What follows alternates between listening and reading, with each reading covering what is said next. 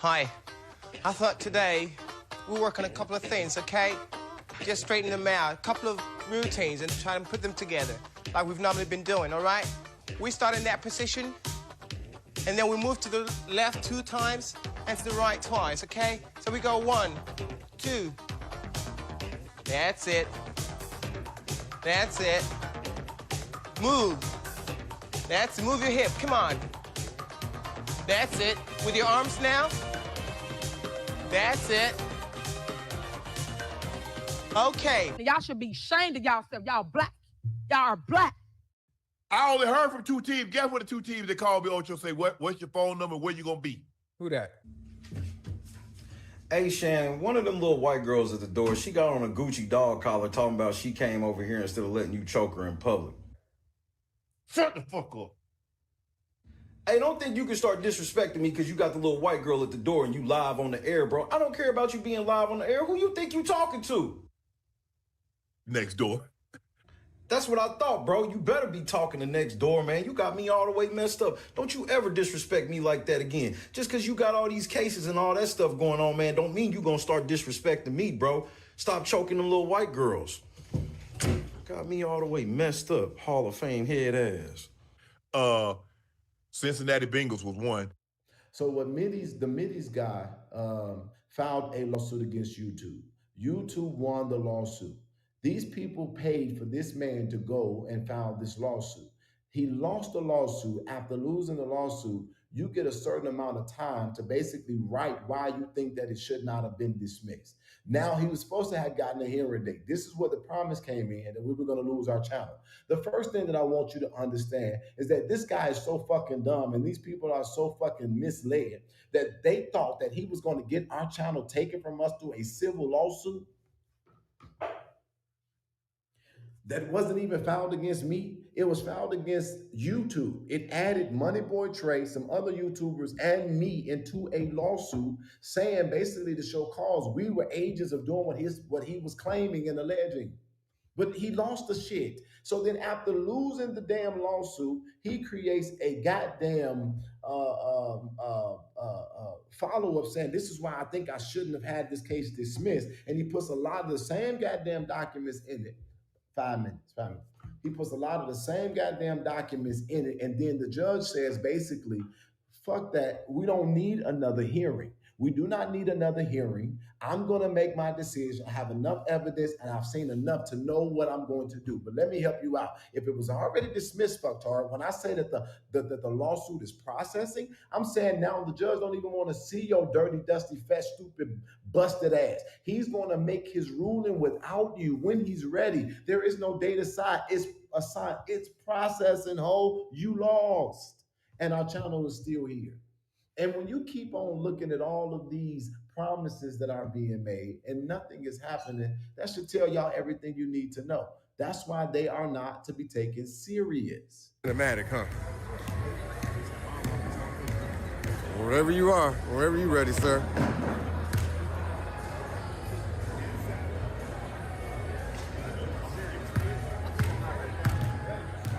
Should have put a hand up. Oh, before we leave, I just wanted to just kind of, first, I just want to say that Jesus is the way, the truth, the life, and to any of, the world that's hearing this message, the kingdom of heaven is near. Jesus is coming back, and we all have to repent for our sins, and we have to put our faith in Jesus. He will come back when you least expect it. And, it's time to wake up if you haven't put your faith in Jesus Christ. Say Telvin. You know that it was. Say Telvin. You know that it was. Say Telvin. You know that it was. Say Telvin. You know that it was me. I swipe a card to flee. Red Atlanta Creed. Remember, bring me 10 square. I break them off a piece. I came up on the E.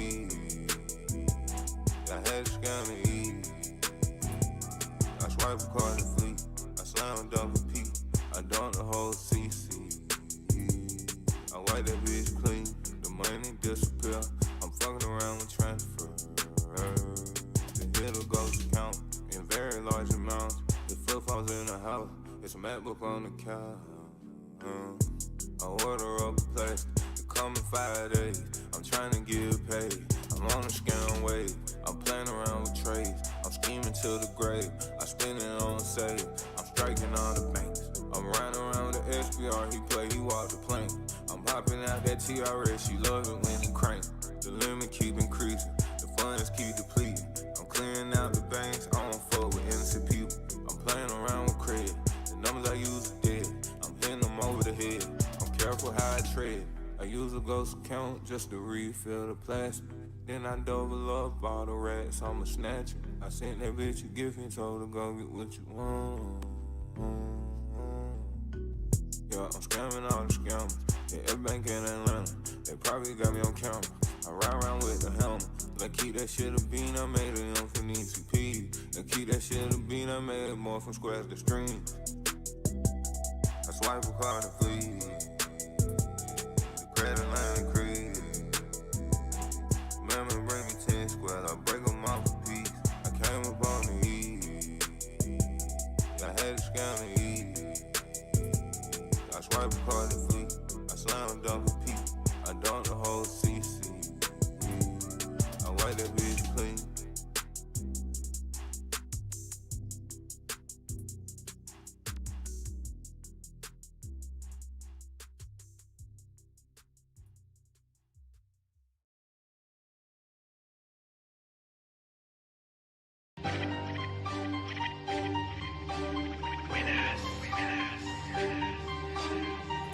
FDI, further in, I missed the feds. If I knew they was gonna snitch on me, I should've popped Gucci up in his leg. But it's cool, I like the feds. I'm getting milk bitch with the bread. And I'm in here with my dad, so it shouldn't even be that bad. They said they tracked my GPS, man, but I know he opened his mouth. You from the east side of Atlanta, I'm from the south side of the south.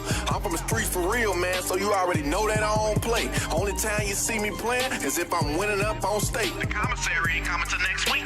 30, pass me your plate.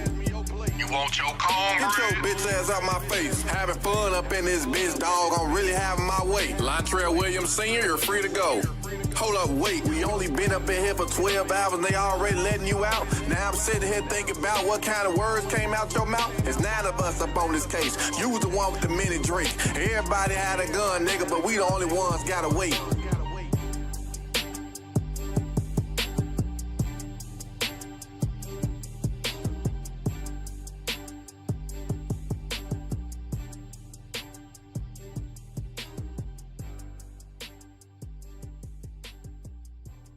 God is great. Is it that simple? God is great. Don't get no simpler than that, bro. Did you know that? I mean, everybody knows that, but the way you know it now, did you know it before that incident took place? You can know it all you want, but until you got to pick up that cross that you can't carry, and he picks it up for you and carries you and the cross, then you know. Factor this in. I got 15 in the first. That was easy. Wasn't doing nothing. It was easy. I was just... What 81 you talking about? Kobe's 81. Boy, it's out the mud. We got Rashad McCown. Kobe's 81. Kobe's 81. We appreciate Kobe's y'all for 81. tuning in out the mud. Zach Randolph, Rashad McCown, Cemetery Lane. We did it. Out the mud. Holy shit! Oh!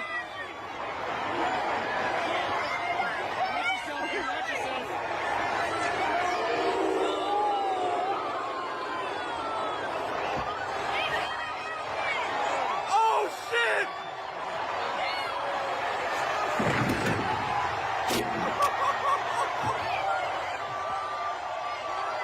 Yeah! Yeah!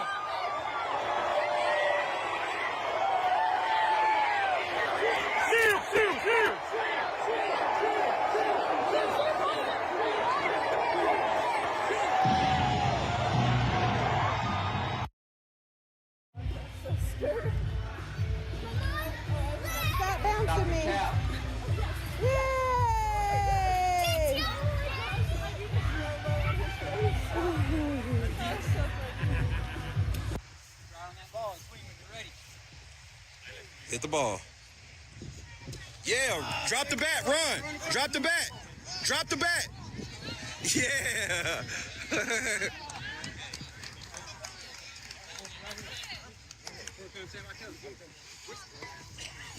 Bat flip on the single. Good job, buddy. Way to go. Come here, buddy.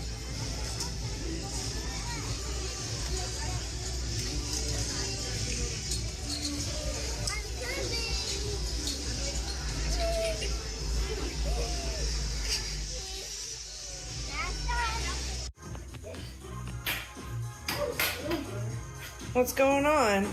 I play basketball. I play basketball all the time. Okay. Okay, first you put the eggs in it. This right here. We're top. Okay.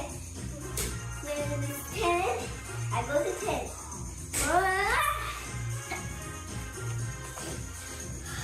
I won! Good job.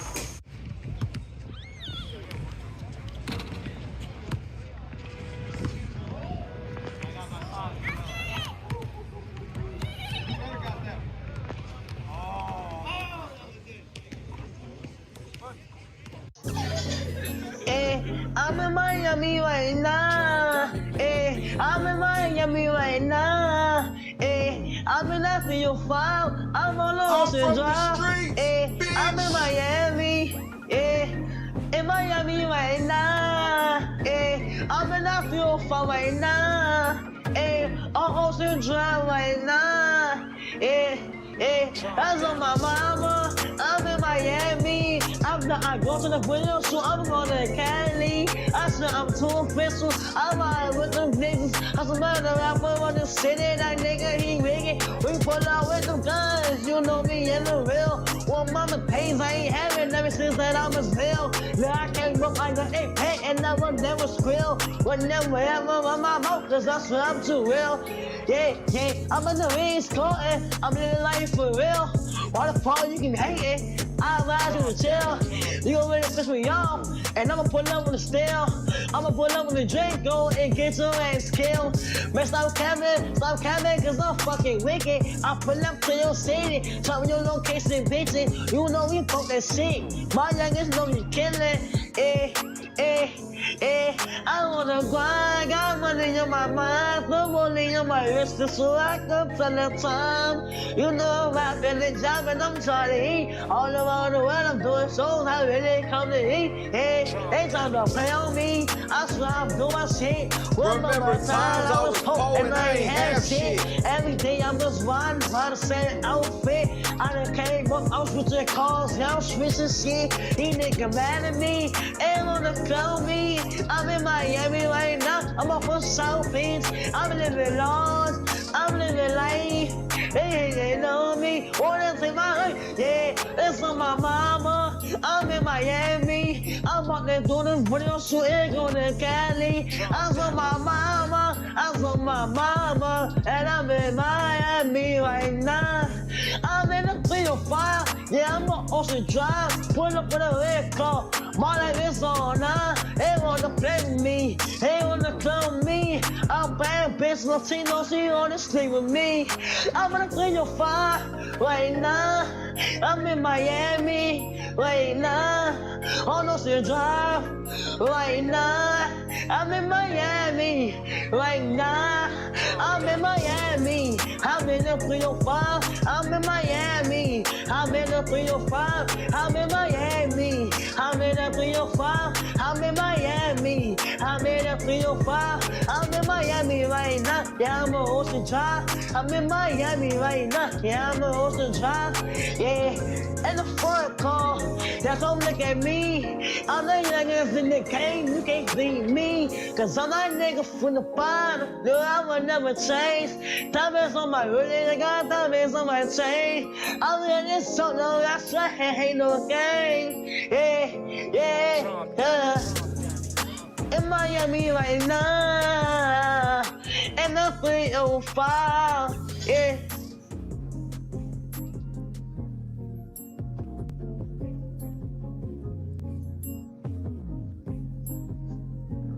I'm from the streets, bitch. Bro, this ain't it, dog. What? That was pain I was spitting. The depressed music is in. Listen, you really want to pop? Diss somebody. Oh, yeah. People love beef. But who could I beef with? Oh, yeah, I got somebody in mind. DJ Pooh, start that beat up, homie. Bitch, what you thought I forgot? I'm grown now. You think just because I came out your womb, your slew-footed ass can tell me what to do? Hell no, you got something else coming. In 03, you embarrassed me when you caught me and my friend smoking. Your big ass walked up, built like a fridge with the doors open. When I was a kid, she made me wear a helmet when I rode my bike. Woman had me in that ghetto school when she know my ass couldn't fight. You keep cutting the beat off, man. What's up? Bro, you making a diss track about your moms? Yeah, what's wrong with that? The woman that raised you? Hold on now, she wasn't always there. She used to work 2 jobs and come home late and cook dinner for me. Talking about I gotta clean the kitchen. Talking about she too tired to clean the kitchen because she been working all day trying to support this family. Ain't nobody told your goofy ass to get 2 jobs, mama? What? Hey, I'm not a street nigga.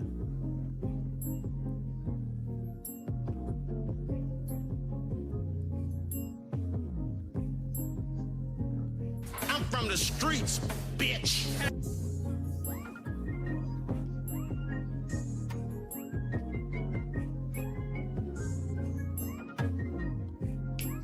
Late night crew. Fuck going on, man? Happy Friday. We in this thingamajig. Do me a favor. Say what's up to your boy.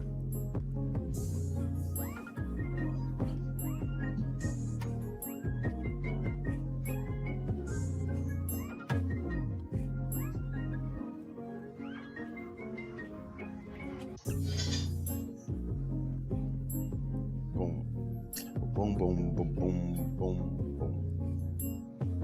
Boom, boom, boom. Boom, boom, boom, boom, boom, boom, boom. Tommy! Stop the cap. Kendra! Happy Friday. Janice, shout out to Bob. What, Bob still simping? Lennox. We are in this motherfucker. It's a great Friday.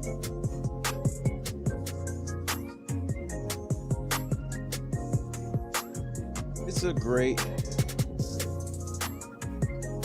Friday.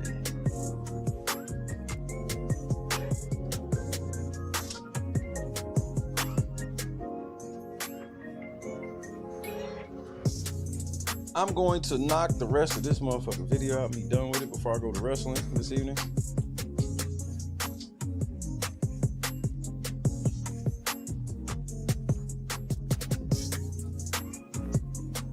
Just before I knock this shit out.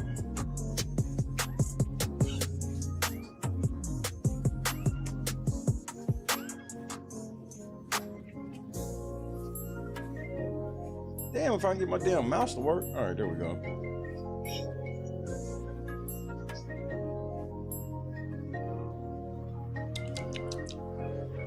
The reefer is tasting lovely this afternoon. You know what? Since it's just us, let me get this Friday music popping. How about that, fool?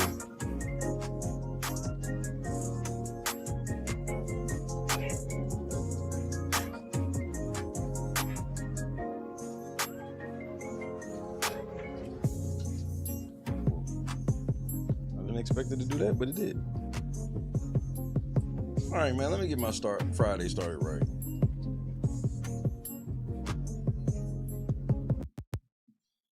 I need to get it started properly, correct.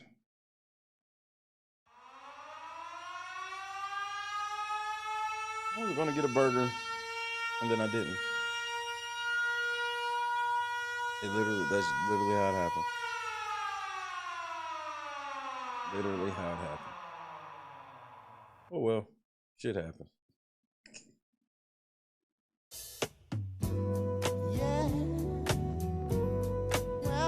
Well, yeah.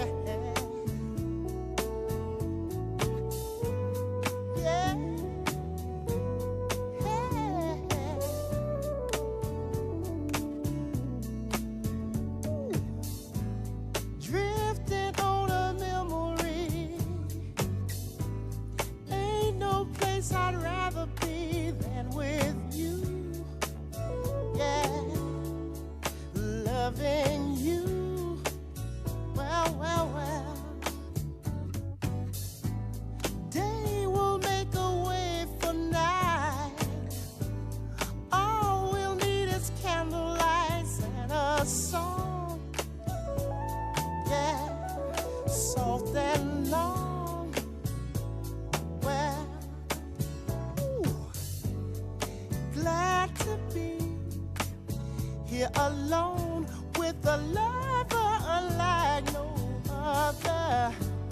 Sad to see a new horizon slowly coming into view. Yeah, I wanna be living for the love of you. Oh, yes, I am. All that I'm giving is for the love of you. All right now. Lovely as a ray of sun that touches me when the morning comes, feels good to me. Yeah, my love and me. Well, smoother than a gentle breeze, flowing through my mind with ease, soft as can be. Well, when you're loving me, when you're loving me, love to be riding the waves of your love, enchanted with your touch. And it seems to me we could sail together in and out of mystery. Well, I wanna be living for the love of you. All right now, all that I'm giving is for the love of you. You got me, girl. I wanna be living for the love of you. All right now, all that I'm giving is for the love of you. Oh, yes, I am. Paradise I have within. Can't feel insecure again. You're the key. Well, and this I see. Oh, I see. Now and then I lose my way, using words to try to say what I feel. Yeah, love is real. Oh, love is real. Ooh. I might as well sign my name on a card which could say it better. Time will tell, 'cause it seems that I've done just about all that I can do. I know that I'm living for the love of you. Oh, yes, I am. I know that I'm living for the love of you. Every day I'm living for love of you. I'm living for the love each and every day.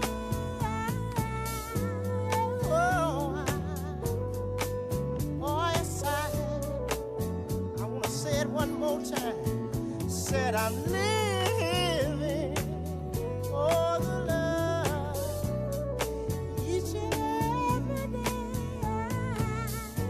Oh, Lord knows I am. Write that down. Said that I'm living for the love. Late night crew. Bob, I made sure Christy ate before I came to work.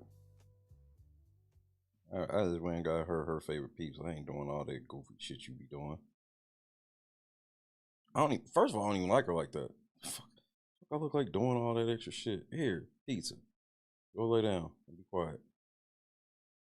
Shh. Be very quiet.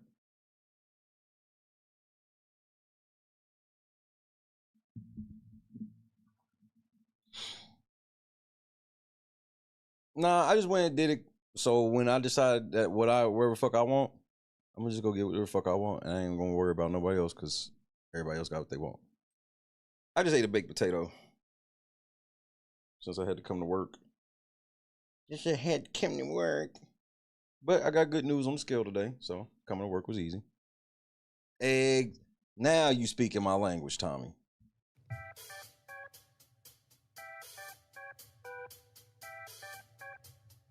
Belt to ass. Have to agree. She can get belt to ass. I couldn't have said it better.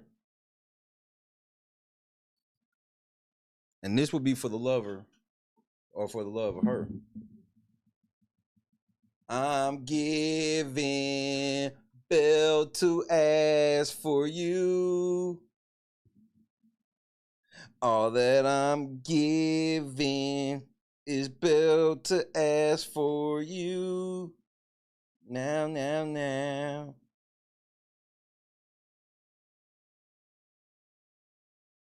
I think that's how the song goes. Can't remember. It's quite old song. Now, let me get back into the pit of woke. Get this shit. Oh man, this nigga be fucking with my high, bro. It's not too much shit where I'm like, man, this weed ain't working. This nigga, the weed just feel like it don't be working.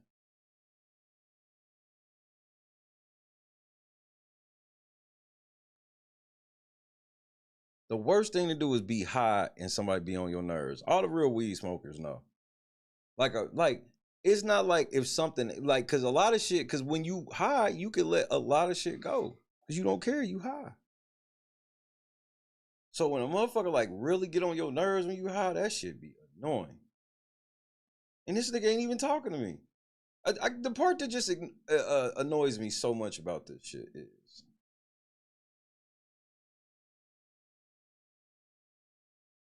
how do you do I would never call, I know how to do, I do 4.5 hour streams. 5, 6, 7, 8. I could never see taking one of them streams and just calling it a documentary. Or a deep dive for real. Cause I gotta go, even when I decide to do an exposed party, I come to the table, whether you see it or not, I come to a table in a whole different mode. I got a whole folder of shit ready to go. It's show and tell. When it's exposed party time, it's show and tell time.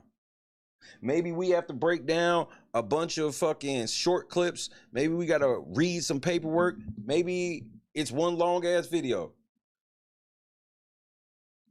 But I've never done like a 4.5 hour stream and just decided to take that stream and just turn it into like a documentary by adding a couple pieces of editing. Like he made it seem like the shit's so well researched. And I'm like, so you built this table and you went and stood in front of the Medea house to film a couple of video clips. Why would you spend all that? Well, maybe he didn't spend a lot of money. Maybe he lives near the Medea house, hopefully. Critical smoker. Happy Friday. So I'm definitely hoping that much. But, oof. You know what? I want to listen to one more motherfucking song just because this nigga's on my nerves. So excuse me. He just pissed me off that quick. Pissed me off. Let me get unpissed off.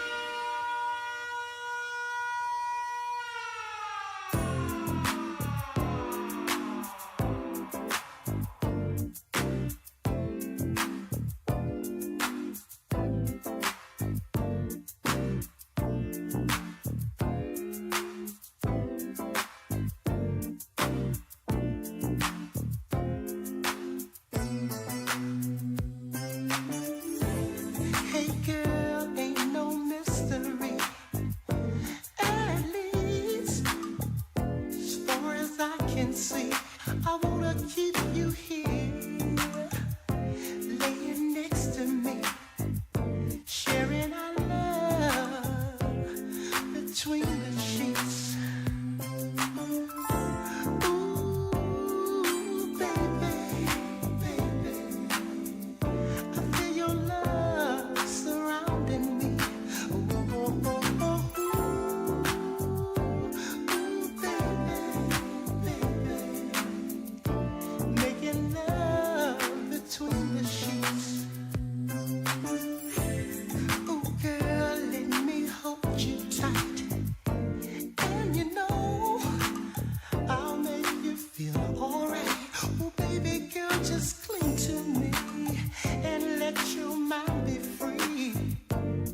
while making love between the sheets. Ooh, girl, I love you all night long. And I know you felt it coming on. Ooh, darling, just taste my love. Ooh, you taste so sweet. Sharing our love between the sheets. Ooh, baby, baby, I feel your love surrounding me. Ooh, oh, oh, oh, baby, baby, we're making love between the sheets. Hey girl, what's your fantasy? I'll take you there to that ecstasy. Ooh, girl, you blow my mind. I'll always be your freak. Let's make sweet love between the sheets. Ooh, baby, baby, I feel your love surrounding me. Ooh, oh, oh, oh, baby, making love between the sheets. Ooh, baby, feel your love surrounding me. Ooh, oh, oh, oh, baby, making love between the sheets. Enough of this singing. Let's make love.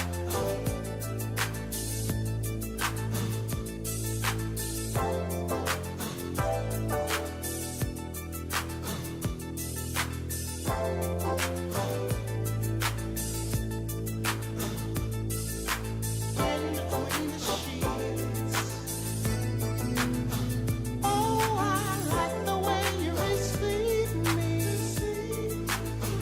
Yeah, I love the way you release me. I'm coming on strong in between the sheets. Oh, I like the way you receive me. Yeah, I love the way you release me. Coming on strong in between the sheets.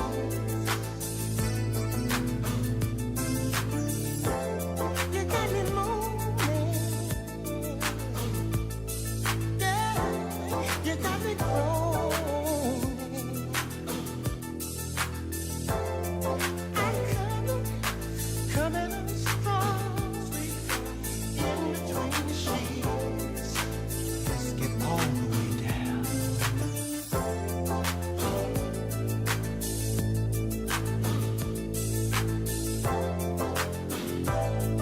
Turn it over. I'm coming on strong in between the sheets.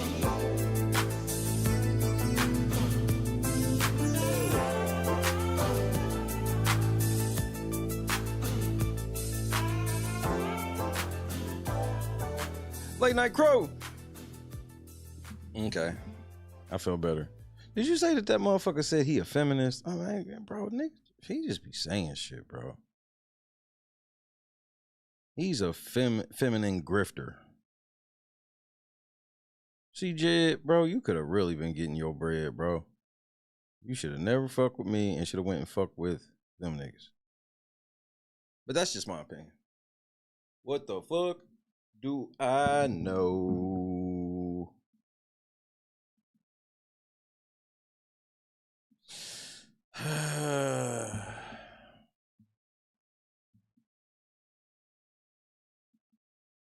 Let's get back to this short video about Tyler Perry.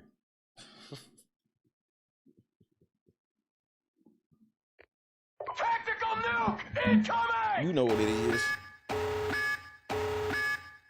I am off tomorrow. Okay.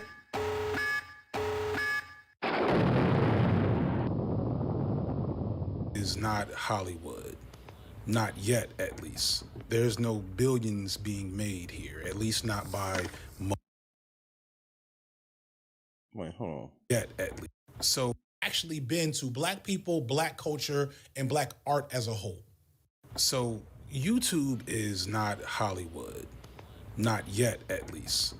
How would it become Hollywood? See, it's not possible for YouTube to become Hollywood because there's people like me on the app. And you'll never be able to get people like me off the app with your woke behaviors. Because there's a lot of us on this app that are truly independent, and we're not looking to sell out. We're not looking to get a sponsorship for a company. We're not looking to sell products, advertise, and all this shit. We don't get canceled because our viewers know who we are. So the things that you will ever point out about me, they know and embrace. Independent, black owned, and I'm about it. This nigga talking about YouTube becoming motherfucking Hollywood. That's the problem with YouTube now. Too many of you niggas is trying to use YouTube as a shortcut to Hollywood. There's no billions being made here, at least not by most YouTubers. But YouTube itself is making billions. But what we do here is important, as it's now the most watched streaming service in the world. And for a long time, if you were black on YouTube and you weren't doing a specific black thing, you were basically invisible. What? If you weren't, there was a time when you were on YouTube where if you were black and not doing a black thing, you were invisible on YouTube. Do you hear the lies that these niggas tell?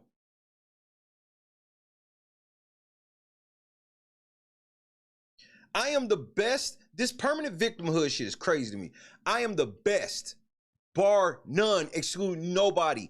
I am the best reporter running the best reporting agency for Big Brother in the entire world. All of Earth. There's nobody that do it better than us. Yes, it's niche. I don't care. But on Earth, can you say you the best at anything on Earth? I can. And I did it on this fucking app.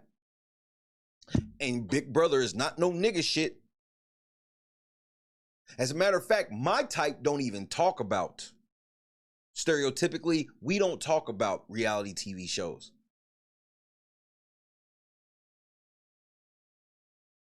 But I guess I fooled the algorithm.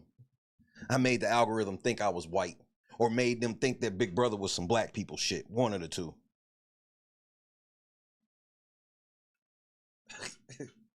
I don't sign on. I used to. And once I stopped you know what happened when I was sitting in these spaces that they were sitting in blaming everything for everything, government, this, that, everything. Just, I realized that I'm sitting here just losing. And the moment I stopped caring about all that shit they told me to care about, that I don't have no control over, and just control everything that I actually can control, I started winning. And I hate how some of y'all niggas make this like, this is some exclusive Republican shit. Oh, Republicans always talking about pull yourself up by your bootstraps. No, hardworking people tell you that. It's not exclusive to a political party. That is not a political belief. Signal, what's happening? I can't either, bro.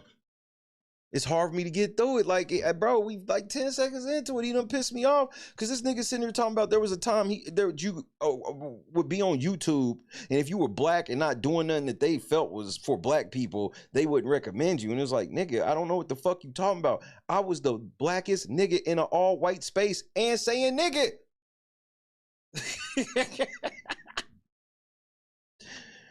They wanted me, bro, and they tried to cancel me. That's the other part about it.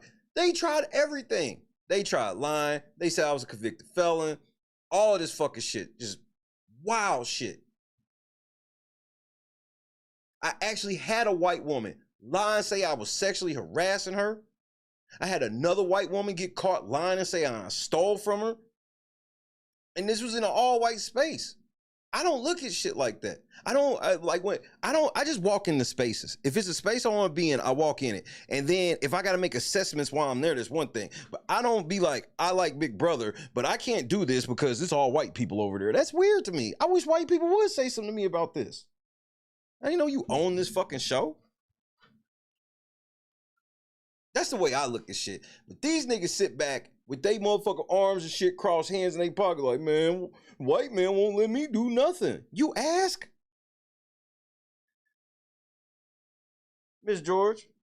I recognized this firsthand spending a year in small channel Listen to what he black said. on YouTube, and you weren't doing a specific black thing. You were basically invisible. I recognized this firsthand spending a year in small channel purgatory.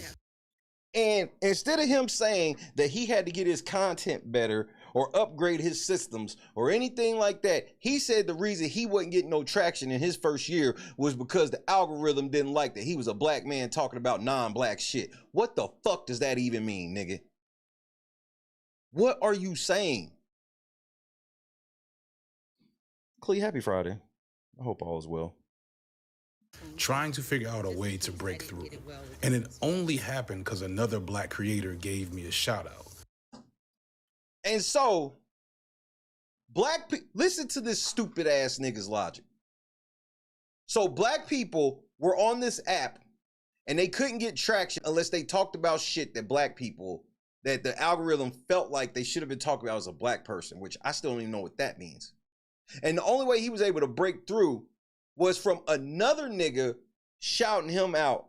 And so it took a black person to trick the algorithm to let you, what are you talking about? You're not even making sense. See, this is why you, like, people like him, they can't ever get a true assessment of what went wrong because they won't assess what went wrong. They already know, white man. Bro, when King Legend did the song and was like, he was talking about pro-blacks and was like, he did a whole like 16 bars talking about the white man did it. Ain't got no car, the white man did it. Ain't got no job, the white man did it.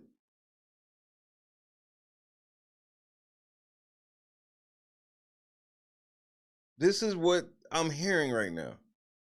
And they understood to do that because they got a shout out themselves from another black creator. I've gotten no cosigns. I've never gotten a cosign that mattered. Like in the realm of like somebody co-signed me and I just got a gang of followers. This has never happened. It's never happened. I ain't saying it can't. I'm not saying that he's lying. For the record, that's not me saying he's lying about that. That does happen. I myself personally, us personally, because the things that I do, it's hard for people to want to vouch for me. And from there, I took off. But I never forget that experience. So I've tried my best to share knowledge and resources with everyone I can find about YouTube. Because I know that work ethic can only take anyone, especially black people, so far, especially in a system that isn't designed for marginalized voices to be heard. Collaboration and community can create movement that one individual hard worker can never think to replicate. Part 4. Tyler Perry and his table. All right, we're getting into the last part. And if you can't tell from who's on my shirt, we're gonna go a little left starting here. So bear with me. This is E. Franklin Frazier, and he is a black American sociologist who lived and wrote in the early 19th century. He had a significant career studying and writing and agitating for black liberation, while also himself achieving significant status as a thinker on black issues. And his name, while less known, should be up there with the likes of Du Bois, Garvey, and Booker T. Washington regarding his work during this time. But sadly, outside of getting an advanced degrees in black studies, you're unlikely to hear his name much. And why is that? In these days, and I think I know why. Despite the fact that Frazier wasn't an overt leftist like, say, Du Bois or Hubert Harrison, nor was he as radical and bombastic as Garvey, Frazier's work and ideology is still highly transgressive to the ways in which black people orient their politics and values in modern America. And it's for one clear reason. Frazier didn't fuck with bougie Negroes, like at all, as is made clear in his most notable book, The Black Bourgeoisie, first published in 1957. The book that brought the shock of self-revelation to middle-class blacks in America. Oh. According to an article from the Black Agenda Report, the publication of Black Bourgeoisie in 1957 was shocking for its polemical, at times vicious portrait of the black middle classes, with their inbred and elitist culture, their slavish fealty to white organizations, and their cold disdain for, if not disgust of the black masses. That sounds all fucked up until you realize what that really gets down to is the first part of that. Literally, they will apply it to you if you get money and leave the hood. If you move somewhere nice and your nice neighborhood just so happens to have a few white people in it, it's not that you want to live somewhere better. It's that you want to get away from black people, or that you think getting away from black people is living better. But no, this is just where I pick my house. I'm here for the house more less than the people. Like that. So this is motherfuckers talking about once they get in the and then they got to discuss. The discuss for the black masses really is just in doing your own thing and not bowing down to pro-blackisms. Fraser tore the veil off the closely guarded social secrets of the hinchy world of Negro gentry. For some, the book was embarrassing, and Fraser became the subject of whispered epitaphs. Fraser, like Du Bois, had witnessed the struggle for black liberation start to disintegrate due to a combination of white terrorism, structural resistance, a lack of institutional support, etc. You sound stupid as fuck, bro. If that's the case, then I hope that suit you got on ain't made by no white man at any point ever. But also, he came to recognize that this failure was made easier because many of the black elite are often self-appointed black leaders, those who Du Bois at one time might have identified as the... But that includes you, bro. You're an elite. You got 1.2 million subscribers on YouTube, bro. This video got like 3 million views. You are the elite. Bro, that's why I be talking about with some of these niggas that be in just permanent victimhood. He's sitting in the elite talking as if he's not.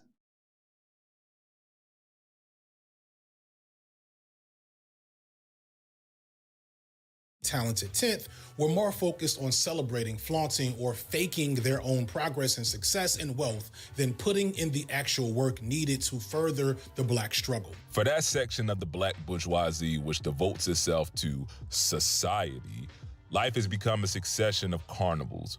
In cities all over the country, Negro society has inaugurated debutante balls or cotillions, which provide an opportunity every year for the so-called rich Negroes to indulge in lavish expenditures and create a world of fantasy to satisfy their longing for recognition. See what I told you? Does that not read exactly what I just said? Sounds like some niggas started doing better, moved somewhere else. They do different things now. They're not hanging on the corners and shit now. They're going to the debutante balls and all this shit. And then a motherfucker will look at you and say, you trying to be white. This is what that is. You're trying to be white. You get your little money and you think you're not black no more. Meanwhile, motherfucker ain't said nothing. This is just all shit conclusions you've come to. Very often, these rich Negroes mortgage their homes in order to maintain the fiction that they are able to indulge in these vast spectacles of make-believe. But that's every race of people. Every race of people have people who live above and outside their means. What?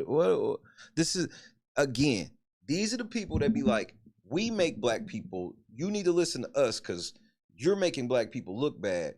But when we listen to you, all you do is tell that black people are like the worst people on earth, even down to the point of you'll name shit that every walk of life do, but somehow you only put it on niggas though. It's going to shock you. There's some white people living above and beyond their means. There's some Asian people living above and beyond their means. What the fuck are you talking about? Oh, this make us sound like fucking losers, like we the only ones. No, we're not the only ones. We're not the only ones that, yeah, you could point to certain shit that maybe some black people do, but for every thing you say, oh, black people gotta have big rims and shit on their cars. I can point to shit white people gotta have. There's white people in debt over tractors, nigga. Did you know that? Some of y'all niggas didn't know that. Do you know how much a John Deere costs? Never mind. Y'all know everything. Go ahead. As I hear this quote, I can't help but think of mine and Tyler Perry's home right now, Atlanta, Georgia. Hookah lounges, trap yoga. It sounds like PPP scams, LLC, and hashtag entrepreneur in the bio. Listen. Look at this shit. He said trap yoga in park. It's damn, look at, he acts like it's all niggas. There's multiple white people out there. Multiple. And what's wrong with people having yoga in the park? I don't see nothing wrong with this. What's wrong with this? What's 15K, Clea? Yoga. It sounds like PPP PPP. That shit's been done and over with. Nobody's doing PPP loans. scams, LLC, and this is just all like fucking rage bait. I own an LLC, bro, and I've never laundered money through my LLC or used it to commit criminal acts because that's not what you're supposed to do, and that's not exclusive to black people. Did you not know that white people did PPP scams as well? You didn't know that? It's crazy. John Deere tractor. Yes, indeed, Clee. They don't even know. Hashtag entrepreneur in the bio. It sounds like the Obama era. White parties featuring pedophiles and sex criminals.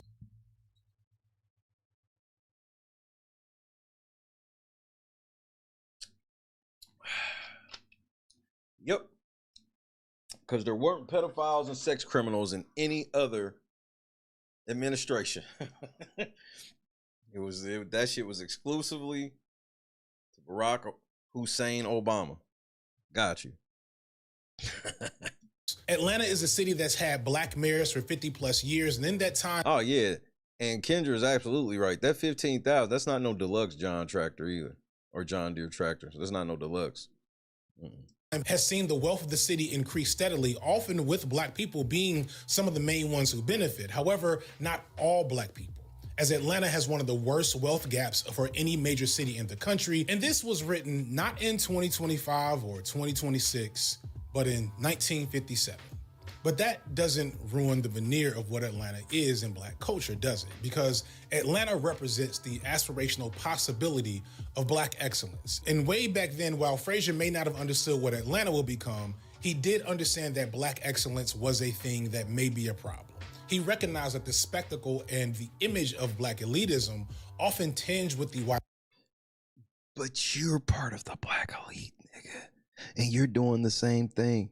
You using your position of power to try to tell black people how to live. Aesthetics gives the black excellence brunch crowd, as I like to call them. Shout out to Think Peace Tribe. That is a term that he made up from his short film, The Black Excellence Brunch. Make sure I give credit to that. But the Black Excellence Brunch crowd has a vice grip on the hearts of black, poor, and working class people. They do. They use the veneer of their success, whether real or not, to pantomime a better life that the regular black folks aspire to, and then use that desire that they have for liberation and freedom and success to sell a dream back to them. It's a little more nuanced than that. Often, sadly, in conjunction with white power brokers, this dream never comes true. This quote, however, shows both the timelessness genius of this book, but also its limitations. To be fair, Frazier has maybe a little too much smoke in parts of the book, bordering on anti-blackness at times. No, the whole thing, your premise and his premise, falls flat on its fucking face. Because you want me to believe that y'all got the power to just look at people doing certain stuff and just get a whole, you can take a snapshot and write the whole life story. So because you saw somebody black dress up and go to a debutante ball, you don't know nothing about that black person or anything, but you know that that's because they trying to be white. They ashamed of being black. It's like, no, every black person that listens to rock music or alternative music is not trying to be white. What do you like? I don't even understand.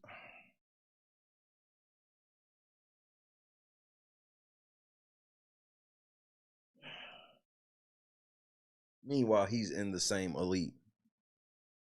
He denigrates the idea of black entrepreneurship almost in a way that implies that black people are not capable of such success in the world of business, and this is probably the most enduring shortcoming of this work. While Frazier still did accurately clock that the black bourgeoisie exploit and mislead the black masses, what he did not foresee is just how successful some black people would become through this strategy, and how that success and power would eventually become the dominant framework through which blackness was meant to be seen in America. Frazier predicted black excellence as a concept, but he didn't predict that black excellence would win.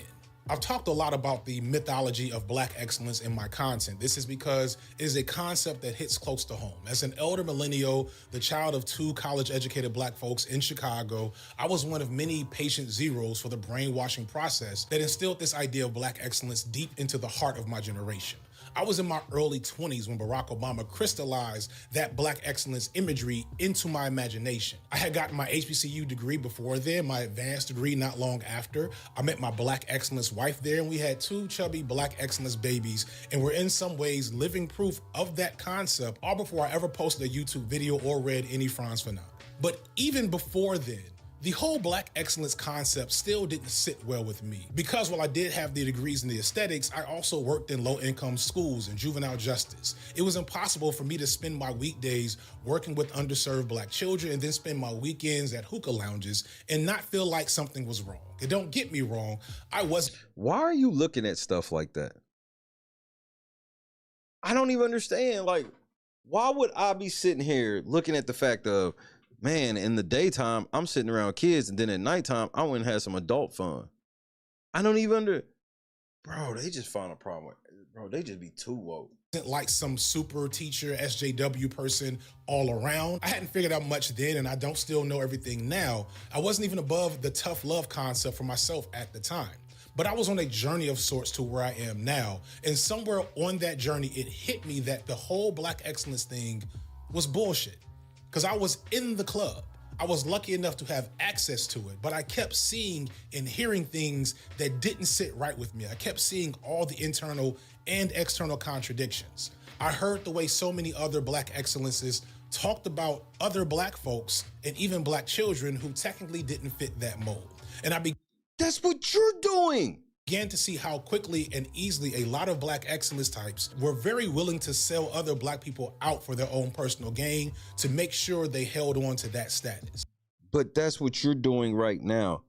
You're sitting here lying about, you said Tyler Perry is like fucking Kevin Samuels for no other reason than to get that fucking woke, liberal, black woman money. Stop. Stop. You're literally pandering and placating this whole video. I can't even believe this shit. I can't even believe this shit. KSW, what's happening, bro? But this was all just kind of ruminating in my brain, not really driving any real desire for a true political awakening. And I don't think that fully happened until one night in 2019 when... That sounds so... Bro, I always figured that to be satanic as fuck. When you say you have a political awakening, we generally only say this about 2 things: a spiritual awakening, and then people will say a political awakening. Something satanic about the political one. And BET gave Tyler Perry the Ultimate Icon Award, and I heard him say the following during his acceptance speech. Trying to help somebody cross. While everybody was fighting for a seat at the table, talking about Oscar so white, I said, y'all go ahead and do that. But while you fighting for a seat at the table, I'll be down in Atlanta building my own. Of all the things I could have a problem with Tyler Perry saying, why would I have a problem with this? Why would I have a problem with this? And I bet I know what he's gonna say. I bet it's gonna be some version of he should have built his shit and gave it to other niggas instead of them other niggas building shit like he did. I guarantee it's gonna be some version of that. Watch. Because now anyone that knows me personally knows that I had been for a while a Tyler Perry hater. That probably should be obvious. But I had also, for years at that point, started to just keep that to myself. I didn't have a platform to voice my grievances, and even if I did, I wouldn't have been saying much more than so many other critics of Tyler Perry where... Oh, so you a whole ass nigga in real life. So you another one of these fake ass internet niggas that be getting on here acting like you so knowledgeable and you so respected and shit, but really off the internet, don't nobody respect you at all. Got it. Go ahead. It really made a difference to say it at all from my perspective. But this speech made me feel different in just like, oh, his movies are bad or his politics are bad. It was a blatant slap in the face of so many black people who... How the fuck is him? How the fuck is it a slap at black people face to go, while y'all niggas is begging white people for shit, I went and built my own shit, and maybe you niggas should too. This is the same shit I've been saying for years. Why are y'all... I always point this shit out. And it's crazy because it's this phantom white person anyway. They really can't ever point to no actual white person. But they'll tell you it's white people holding them back. And it's like, well, why do you keep asking them for shit?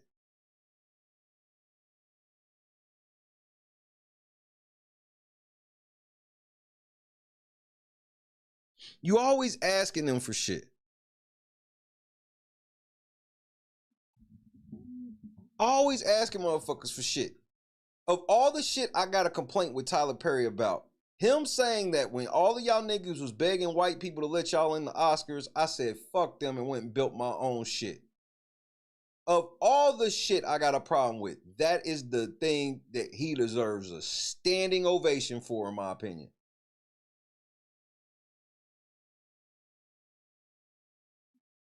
Care about art and media and black liberation, to have this literal billionaire stand in front of an adoring crowd and talk about the empire he built by himself off his talent, hard work, and dedication. That's exactly what he did. He went from making plays to owning a fucking movie studio. You don't have to like the nigga. You don't have to agree with the nigga's messages, which I don't. But that, to go from that to this, bro, you gotta stop hating. All while so many within the industry he dominates were begging white institutions for scraps. That was Spike Lee's fault. Why didn't Spike remember, who remembers the run Spike Lee had? One for yes, two for no.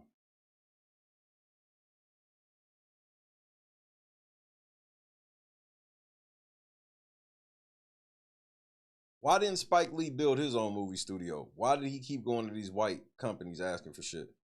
He's supposed to be the most pro-blacky director that was ever created. Like Spike Lee, if you don't know much about Spike Lee, you should take some time and just do a little Google. Spike Lee was the black movie director until Tyler Perry came around. But Spike Lee would tell more hard truths in his movies, especially to anybody, versus what Tyler Perry would do. Tyler Perry, he's a panderer to women. Like, that's not Tyler Perry's fault that Spike Lee doesn't have a studio. That didn't sit right with me, and it didn't because it didn't sound accurate. To explain, a few years before this speech, the Oscars So White hashtag began to trend on Black Twitter after all the winners of the Oscars in 2017 or 2018 went to white creators, and very few people... Again, I know you like to pull these numbers up and you like to go, they're racist and everything. Have white people been running that shit from the beginning? That's the part that always just blows me, is like, okay, you feel like the white people in this space don't really fuck with niggas, and they don't want black people around, and they don't want black people winning they shit, okay? While I can definitely give you that's some fucked up gross shit, for sure. I can give you that, for sure.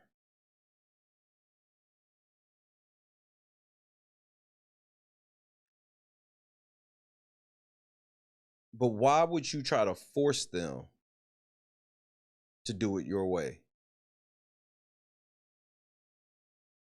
So give you the trophy, just call you a nigger in private and all that shit. Like, I don't understand why, but that's the leverage that there is a segment of black people that this is what they do. We saw it with like Taylor from Big Brother. She's one where they play black victim while never hanging around many black people at all. It's just what they do around the white people that hang around to try to get the upper hand.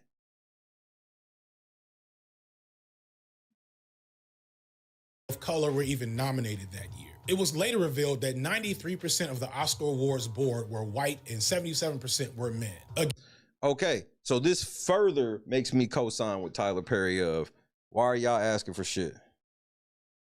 Again, while Hollywood gets accused of wokeness a lot, the reality is it's just as white supremacist a structure as any other industry in the country. And if you know anything about black media, it shows. And this should make the narrative around Tyler Perry's rise to independent dominance more inspirational. The Oscars might ignore him, just like they ignore a lot of us, but why should he care? They have no control or influence over what he does. He references this power and autonomy in his speech. He talks about the fact that he bought acres of land once owned by the American Confederacy, literal slave owners here in Georgia, and now he uses it to make his movies. He talks about coming from nothing, and then he references the Oscars So White hashtag, saying again, while you fight for a seat at the table, I'll be down in Atlanta building my own.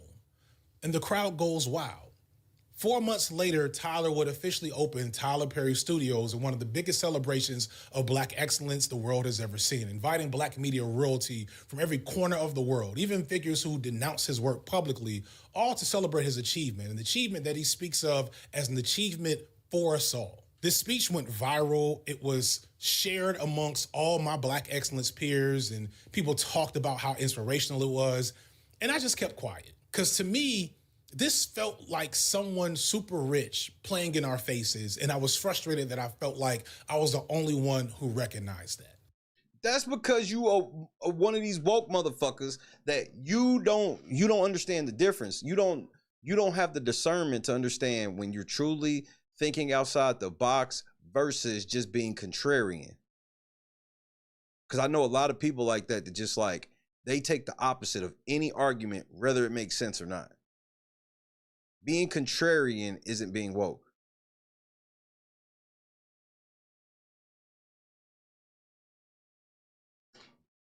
This sucks. From my perspective, even back then, he was just reproducing the same dominance framework that white people had over us in every other institution. Oh, my Lord. Yes, Perry had managed to do the impossible and build a essentially dual power framework for black people in media. But in reality, if you know anything about Tyler Perry and his entire career in media, he's always refused to actually give other black people full access to it. So why the fuck should he build his shit and give full access to somebody just because they black? This nigga's out, bro. Bro, y'all niggas are losers. This nigga, I guarantee you check this nigga's bank account, his bills and shit. He ain't doing shit for niggas either. He make a lot of money. And he don't do shit for niggas either. Now Tyler Perry tells niggas, hey, look at me. And bro, who said that you couldn't call Tyler Perry and he wouldn't help you try to build your studio? Did anybody try to do that? And we know. It's just weird, bro. This just be weird. This shit just be weird. The shit y'all be bitching and complaining about, bro. Tyler Perry says, while you're fighting for a seat at the table, I'll be down in Atlanta building my own. I can't help but think no one else gets to eat at Tyler Perry's table. Cause he built it, bitch. So the only way he can get up there and say that is if he gave all his shit to niggas. Meanwhile, these same niggas he talking about all said Hammer was stupid for doing the same thing. Like, you can't win. Tyler Perry says some really inspirational shit like, bro, you don't have to beg them white people for shit. You can just believe in yourself and build it yourself, because that's what I did. While everybody was asking for the Oscars to recognize all these black people, I said, fuck that. I'll just build my own movie studio and move the fuck around. So now I can have the Tyler Perry Awards and shit like that because I run my own studio.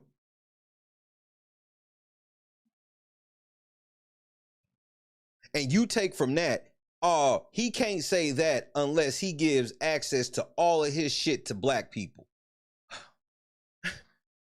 Bro, yeah. And it frustrates me to no end that this isn't something that other people realize about him. And then as I researched more about just how he built that table, it starts to make sense as to why. Forbes magazine did a breakdown of Tyler Perry's fortune, and it basically breaks into three main areas. The two most important ones are... You see what he always says, basically. That is a poor man's way of never being put on the record, for real. His aforementioned studio and his said media library, collectively making up around 2/3 of his fortune. The last third is his liquid cash with houses and property and whatnot, and we'll just assume that this is money left over from the first two sections, right?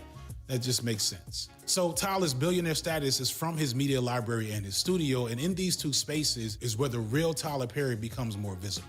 Let's start with the media. Tyler has often bragged about his effort to film his movies and shows in short time frames and the fact that he writes and directs everything. So first off, it's important to understand that Tyler is not writing everything that he puts out there, though that greatly was the case for a large chunk of his career. And you can tell. It's also commonly said that Tyler pays his actors what they're worth, more than what white Hollywood figures will often pay them. This again is also technically true, but it's true. It's technically true, but what? So you said he don't do shit for niggas, but it's on record that he paid black actors more than if the white companies have got him. That's technically true, but what?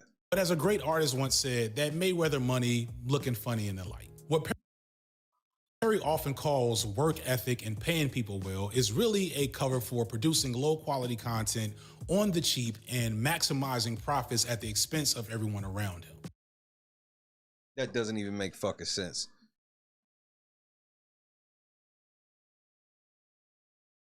Oh yeah, he pays them more than they would get paid if they was acting for somebody else, but at the cost of them doing a cheap movie.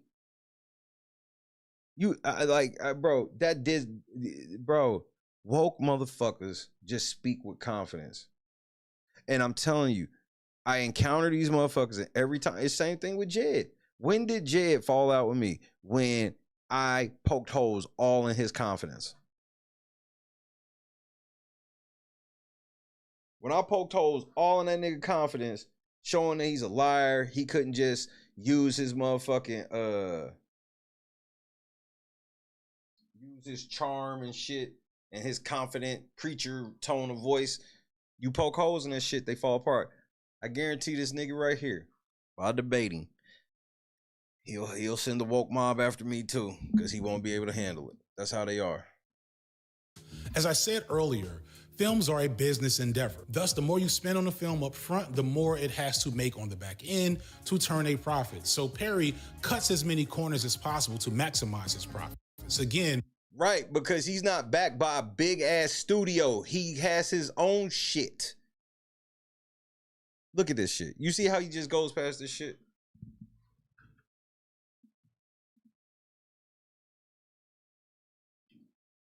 Hold on. This is just him hating. This is that grifter talk about like how, yeah, he's doing stuff for black people, and yeah, it's more than what people are used to, but it could be more. This nigga, I want to know what you do for black people, because you make a whole lot of fucking money, nigga. I looked at your channel. You make a lot of money, and he got like 3 channels. You make a lot of fucking money, bro.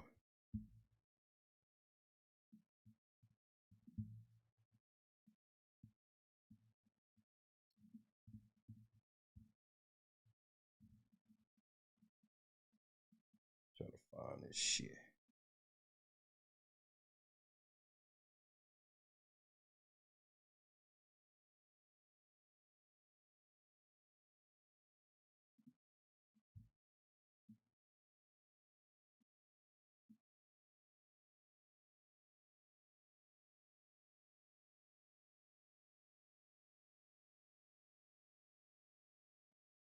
This nigga make so much money, bro. Y'all gotta stop hating, bro.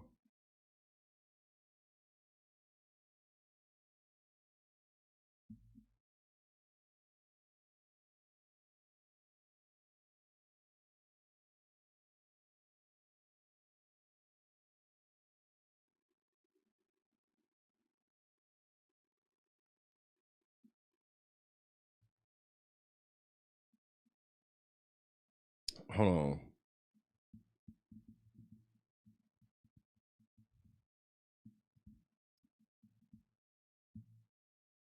Let's see.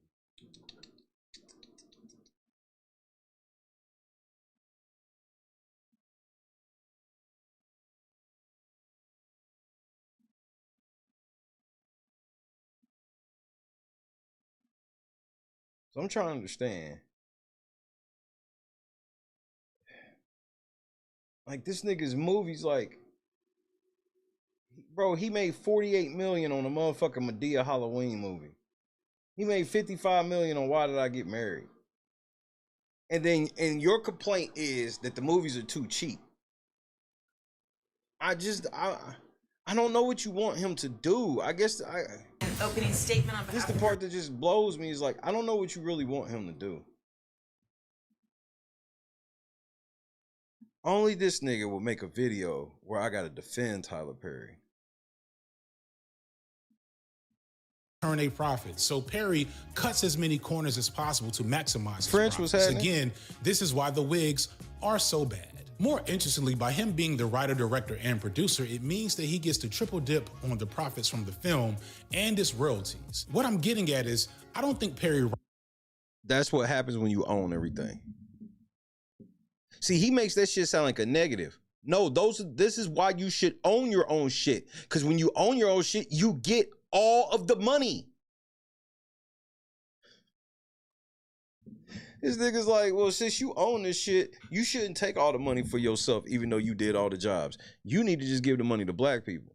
Writes and directs everything himself because he's such a creative, hard worker. He does it for the same reason my mom used to cut my hair when I was little, because it's cheaper and saved money, even if it wasn't very good. Probably why my hairline is fucked up today. Further, while Perry does pay his bigger recurring stars well, that's not saying much. First of all, he still finds ways to cut so many other corners. For example, the movie Straw with Taraji P. Henson, one of Perry's most loyal collaborators, was filmed in only 4 days, which is ridiculous. And there's also a lot.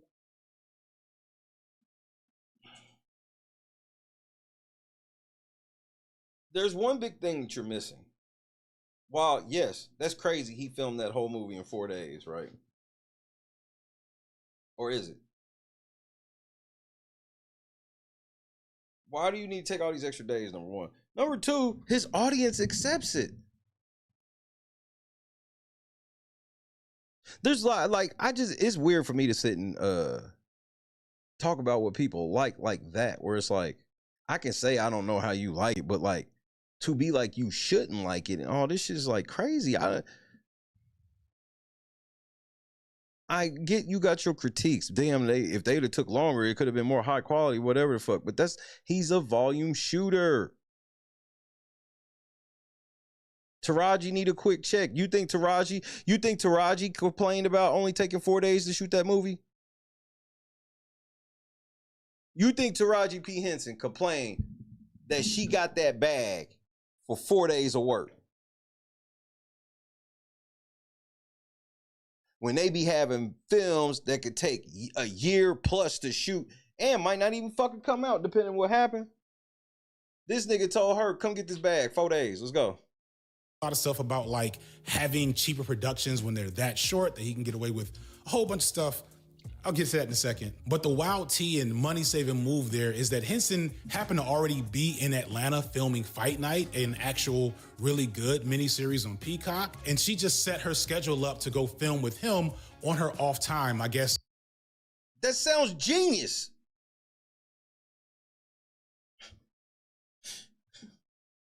Over the course of 4 days. So because of that, Perry low-key didn't have to pay any of the expenses of having an A-list actress on his set. They were paid by NBC. That's genius. Y'all, I wouldn't go out like that if I was y'all. So yeah. They can't, this hating ass nigga is like, since Taraji P. Henson set up her off time while she was shooting something else to shoot some shit with Tyler Perry, that NBC should get involved because it's fucked up that they basically paid for Tyler Perry to have this A-list actor. Nigga, she can do whatever the fuck she want on her off time, nigga. The fuck wrong with you? Bro, this nigga's, he's weird. Under the circumstances, it's probably easy to pay Taraji more than what she's getting for other roles. But what about the actors that aren't A-list? What about the non-big actors? They're getting paid as little as possible. And to explain this, I gotta do a little breakdown of how television works. The value in Tyler Perry's media library isn't from his movies. In fact, according to box office reports, Perry's 16 films released in theaters average around $50 million at the box office. And when you subtract the $20 million he spends on average to make them. So you don't have the exact money he spent on each film. You just gonna say it cost 20 to make it. You actually don't know. You got all down to the exact dollar how much he made, but how much he spent? Oh, we'll just say 20 million. No, we won't just say 20 million. Either you got the numbers to show it, or everything you about to say is bullshit. You're not even halfway to that billionaire status, let alone the $1.4 billion number Perry is said to be worth right now. And I think this is why Perry pivoted to TV by the mid-2000s and now has done literally thousands of episodes of TV in the last 20 years. Do you know how much syndication checks are, fool?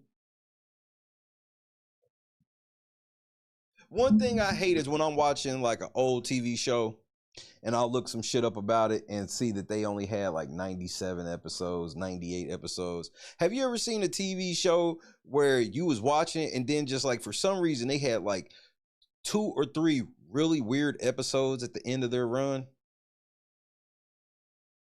Maybe pulled some episode from another season that didn't make no sense, or a glorified clip show at the end or something. It's because they needed like 1 or 2 more episodes to get into syndication. What is syndication? Syndication is when your shit is going to get ready to get put on TV channels all the time. So like how Martin will be on BET, you'll see Fresh Prince all the time. You'll see, you know, Mike and Molly and these type of shits or whatever. That's because they're in syndication. You know, and it changes through times. You know, I grew up when Lucy was in syndication being shown all the time. So if you've ever seen that, that's why. Because they're trying to get into syndication. Right. He just said that he didn't only just say he pays the actors well, he said he pays the actors more than if they did the movie with somebody else. But it's like they always say, like, yeah, you pay them more, but you could pay them more than that because now you start pocket watching. But that's cool if you want to make that, but you have to know how much he spends. And I'm not going to let you put up all these exact numbers and then you just get to go, I don't know how much he spend.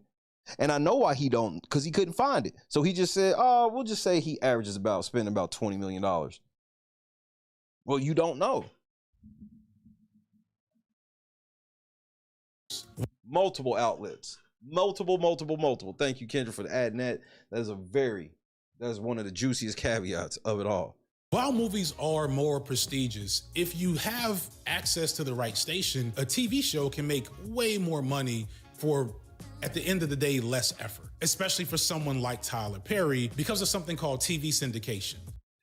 I already explained it, nigga. Syndication is when a show has enough episodes, usually 100, to essentially be rented out to regional TV networks, or in modern times, streaming services like Netflix and Hulu, aka reruns. This is why when I was growing up, I could watch reruns of Different Strokes or Cheers or 227 on a variety of different channels over the years, or why today you can find numerous shows. Right, because you look like all you did was grow up and watch black shows. Stop the fucking cat.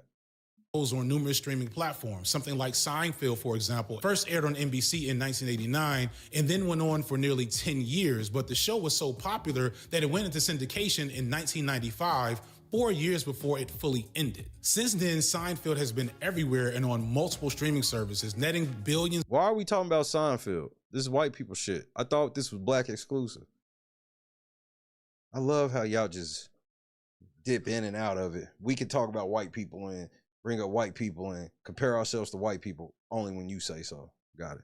Of dollars for its creators, writers, producers, and the actor. And it's because of how lucrative that success is that Tyler Perry helped pioneer the concept of the 1090 syndication model for his own shows. I, again, come back to Hollywood, some conversations with the agent, and they said, well, you know, this is how it's done. You do a pilot. I'm like, no, I don't want to do a pilot. I don't want to do one show. I'm like, what do you mean you don't want to do one show? That's how it's done. I was like, no. To me, I'm going, you need to put at least 10 of these things on the air to see how they're going to run, which is this 1090 model that a lot of people are taking credit for who really didn't create. Find somebody to do 90 episodes. That's how I'll do it. Give me 90 episodes. Give me 100 episodes. I want immediate syndication. Well, Tyler, that's never been done. That's not how it goes. Well, that's what I want. I had an offer for 24. I had an offer, we had gotten up to 44, and they said, we got 44. No. Got another for like 52. No, I want not. And Turner comes with the 90 episodes, and that's how that started.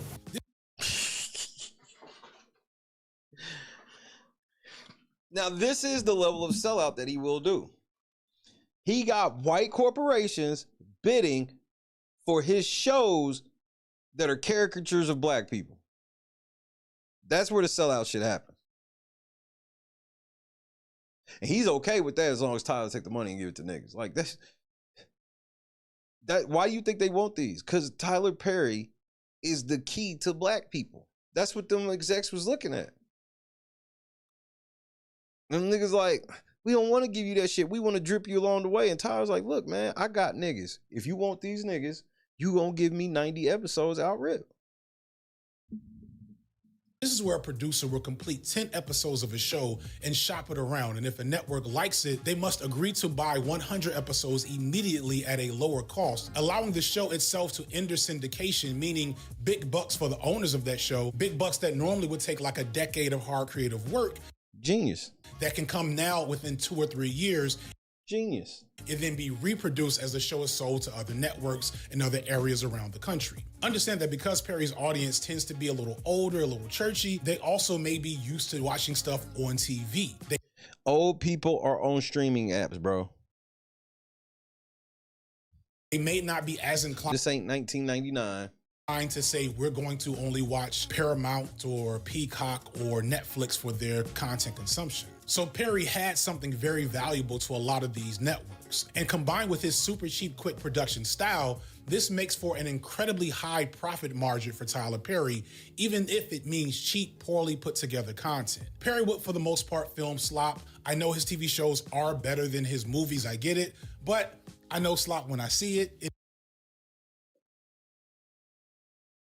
But what makes it slop? Because I can agree, but I guarantee we don't agree what makes it slop. It is what it is. What? And that's the point.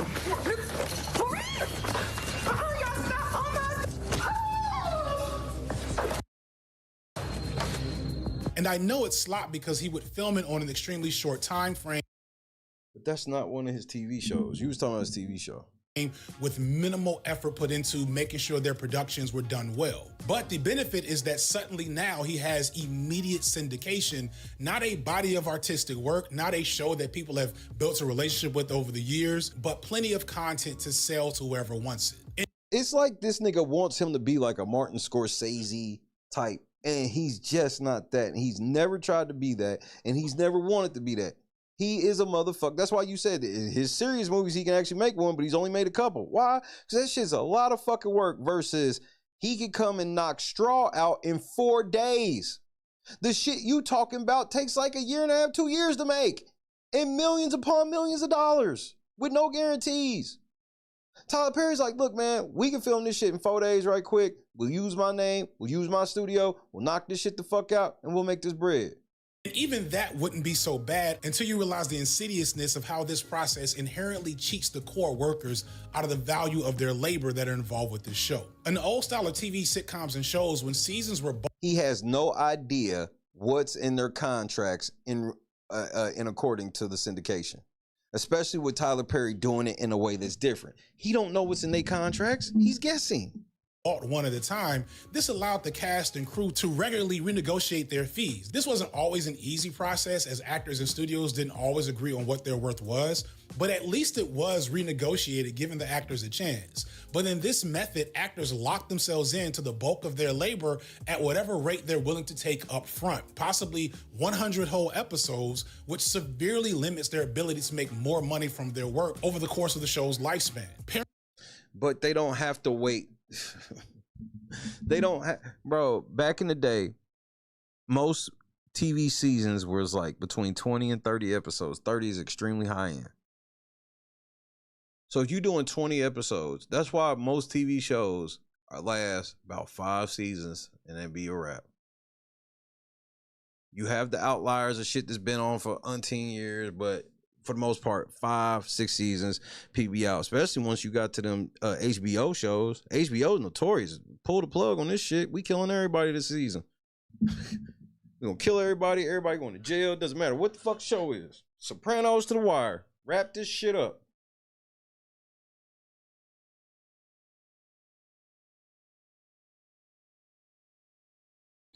But that took like 5 years.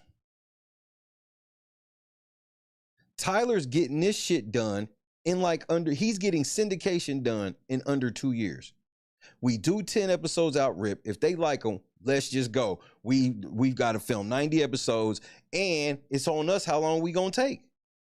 So what y'all want to take? Y'all want to take 5 years like every other TV show? Y'all just want to do this shit in like 18 months, 24 months. You see what I'm saying? Like, this ain't the same. Like, yeah, they may make a couple pennies less or a few pennies less than $1, but they get to actually now have syndication on their fucking resumes without doing 5 to 10 years of fucking work towards it. They get to have that on their resume to try to get them some jobs, and they got time to get jobs because they're done filming that shit. And yes, a lot of it comes across low quality or whatever, but it clearly ain't for you, and it sure as fuck ain't for me. But I know his people always show up. Always. I didn't understand why my grandfather and my grandma love that shit, bro. They love that shit. Church people love Tyler Perry shit. And then like a lot of the more modern stuff ain't even for the church people as much as it's trying to get some of y'all secular niggas to kind of come into it and stuff, you know, the Temptations and whatnot, trying to, you know, draw, you know, more of a parable, trying to draw from real life, showing the biblical nature of shit in more sneaky ways like that. But all of the Meet the Browns and all that shit, that is lighthearted shit for church people. Scott Free was happening. That shit is lighthearted shit for Meet the Browns, Medea. It's lighthearted shit for the church people. Because the one thing about Medea and all of her hoeing and all the things she done is she got her life with the Lord and stays, for the most part, out of trouble now. That's what the shtick is supposed to be about. It's supposed to be welcoming everybody to come as you are. That's part of the shtick. But he doesn't understand that because he's an atheist. And I'm not saying as an insult. It's just what it is. French, I don't know. They love the shit. They'll watch it for hours. It'll be on for hours. House of Pain. They just, bro, and they love that shit. Love it. Perry has a clear history of anti-work. I don't think I've ever seen a full episode of any of the TV shows. The most I've seen of the TV shows is when I would go see my pops, he be watching that shit. Either that or Columbo, Law and Order type shit. Behavior.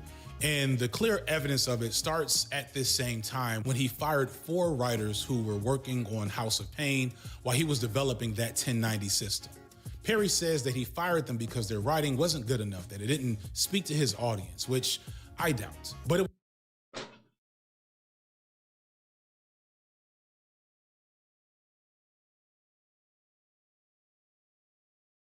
based on nothing. Tyler Perry fired 4 people. He said they write what he expected for what his audience expects. And that nigga's just like, I doubt it. No proof, nothing. I doubt it. It was also revealed that it was them joining a writers union that triggered him to fire them, because he states he couldn't afford to do normal union fees on his shows. Now, I'm not in the Hollywood game. I don't know how the numbers or of any of this work. That much is clear. But I find it hard to believe that Perry, who was allegedly worth hundreds of millions of dollars at this point, couldn't figure out a way to pay quality black talent properly. How the fuck do you know they were quality? Because you said so? This nigga Tyler Perry hires nothing but black people for the most part. There's very few white people working on this shit. Very few white actors in the films and shit like that. So I guess I'm confused. So he fires 4 people.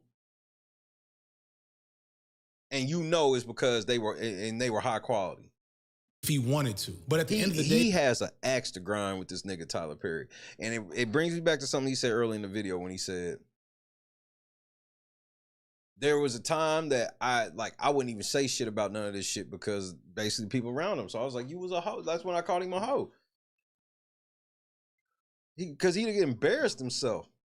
He got to get in his echo chamber where it's safe. Because the people in his real life will look at him like, what are you talking about? And then he ain't got no leverage with them either because he's probably the only atheist. Unionized writers not only cost more, they also, as I mentioned earlier, get residuals and royalties, which is where the real money resides. The same goes for ununionized actors. It's not abnormal for new shows to have ununionized actors because it takes a certain amount of work to eventually qualify for a union. But the 1090 model complicates that. In the old style of TV shows, actors and everyone else working on the show could regularly renegotiate fees, allowing them more power and money in the exploitation of their labor. For example, for the classic show Martin. This is the thing. Tyler Perry is one of few directors where you can say, bro, a lot of them niggas are in the same movie. Or a lot of them same niggas is in every movie. They play funny roles, serious roles. They all be in the movie. So why would these black actors keep working with this nigga that's ripping them off when they can just go act somewhere else? Of all the shit I can get on Tyler Perry about, this ain't it. Martin Lawrence got paid $75K an episode in the first season. But by the end of the series, this had increased to an alleged $200,000 per episode. Martin had 132 episodes, and his income theoretically went up every 10 to 15 episodes. That's generational wealth for him, and because he's unionized, he gets the royalties from that work from day one of his syndication. But he don't own Martin. Martin wasn't a Martin Lawrence production. Martin was owned by HBO, nigga. So when he says he doesn't know anything about Hollywood and money, he don't. That's why I'm like, so why are you speaking on it? He's trying to be like, well, huh?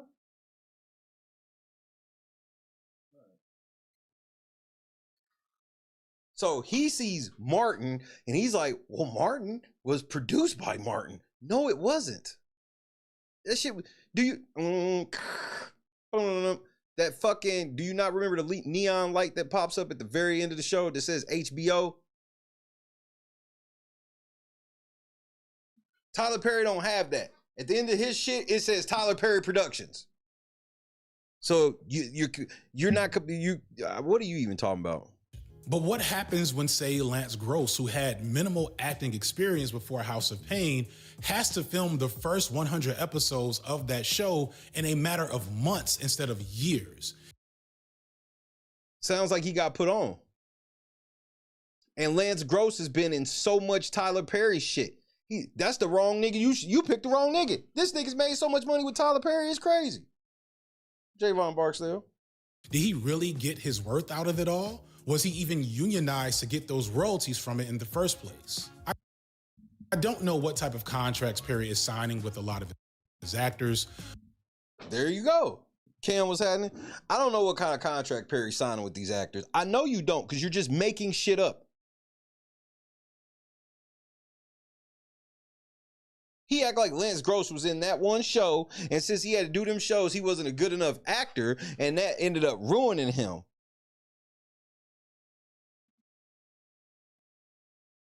But I do know that this is not the last time that he clashed with a union. In fact, he is still on at least one union's non-work list after he refused to hire unionized actors. See, that's another telltale too. He refused to hire unionized actors. I know the first thing you want to say is that's because he wants to fuck. No, the thing with the union is it's not about like, oh, making sure that people unionize. It's about hiring their homies. And they don't want you to hire nobody else but their homies. And Tyler Perry, being a nigga that run his own shit, don't like to be told shit like that. I can understand that. No, I don't want to hire none of your people. Fuck you. I'm doing my own shit. For one of his stage plays back in 2015, over a decade into his career. Perry often tries to promote this behavior is him just working harder than the normal industry is willing to deal with, or trying to give people opportunities that maybe wouldn't get them. But in reality, this is what we might call a race to the bottom. How is it a race to the bottom when he has Motherfucker chiseled out a lane with no competition. Race to the bottom is a concept where businesses, corporations, governments, etc. will do everything possible to make their own overhead expenses cheaper, even at the cost of the quality of their product. The perfect example of this is McDonald's. Once upon a time, McDonald's served decent quality. If this was true, we can look at Tyler Perry movie today, and then we'll look at one of Tyler Perry's first movies, and we'll see that it looks cheaper today than then, and I guarantee it doesn't. Fast food and had real cooks in the kitchen making real burgers made of real beef. But eventually they realized that being faster and cheaper and making burgers out of some type of pink slime was more profitable. So they degraded the labor. Bro, I would be careful with that because McDonald's sued some niggas over that pink slime shit and won. So I'd be careful with the shit. Because as a matter of fact, the whole thing was they said the pink slime was the chicken nuggets anyway. So like this nigga don't know shit. He just talks. Of how they made it along with the materials it was made from. So we can get ingredients that would make a burger at 99 cents still be profitable, even if it tastes like trash or just basically salt. And now the people who work at McDonald's are super expendable. So they're low paid and can be treated like trash because anyone can do their labor because they can be easily replaced. No, McDonald's has a high turnover rate generally because people don't go to work at McDonald's as a permanent job. No matter at what age you get a McDonald's job, most of the time you want it to be transitional. Sometimes it doesn't turn transitional. Maybe you get promoted, or maybe you just one of them niggas that end up working there for like 20 years. But McDonald's is just a high turnover job by nature. There's so many of them. The end result is that the consumer and the worker are both getting short ends of the stick while the owner gets the maximum profit possible. This is what Perry does in his media. This is what he does with our energy. This is what he does to black people. No. You were almost there, but no. Like, this nigga Tyler Perry has a niche audience. Just like McDonald's has a niche audience. You know, if you know somebody that like McDonald's, they've already heard it all and they don't give a fuck. You can tell somebody that loves McDonald's how nasty the shit is, why you eat that horse meat. You can say whatever the fuck you want and they're going to go get their McDonald's. Am I lying?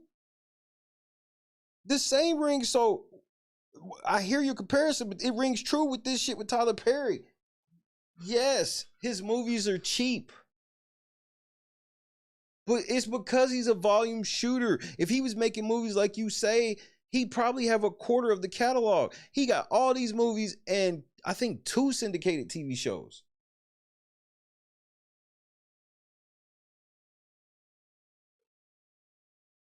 Perry purposely targets hungry, cheap black actors. Oh my Lord. Now he's targeting. Who aren't getting opportunities elsewhere, knowing that they won't have many other options. So, you heard what he just said. Tyler Perry's a black man that's giving opportunities to black actors that wouldn't get an opportunity anywhere else. And he says that's a bad thing. Mr. Pro-Black said so what should he do?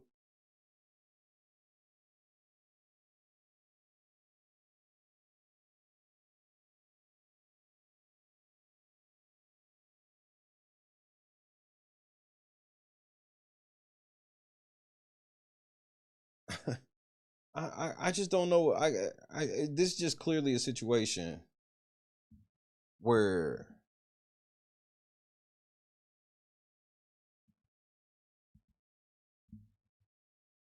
it's clear that Tyler Perry can't win.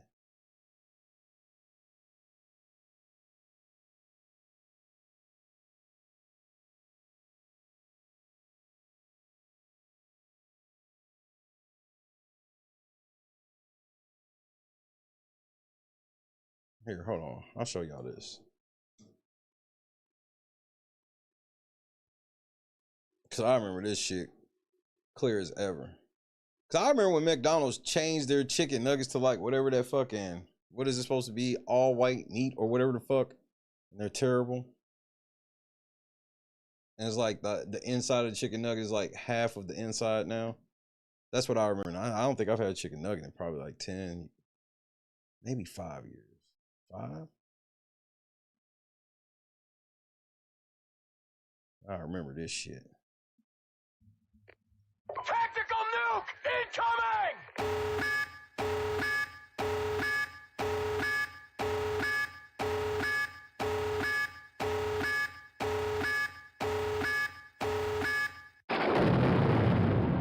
We make a cut. How do we get from this to this? Irresistible little asteroids of battered chicken, mysterious in their origin. Do they just throw a whole chicken in a blender and make a McNugget? Even more disturbing, the pink elephant in the room. What are legitimately in McNuggets? Is there pink goop?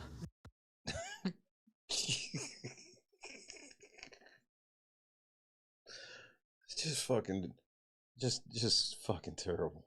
This pink goop, a photograph that is snaked around the internet with the caption, "Can you guess what McDonald's food item this is?" Say hello to mechanically separated chicken.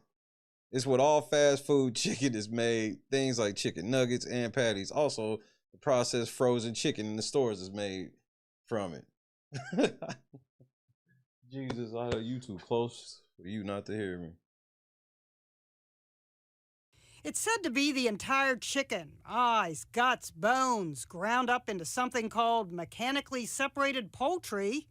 Not us, says McDonald's, photo hoax, but pink goo won't go away.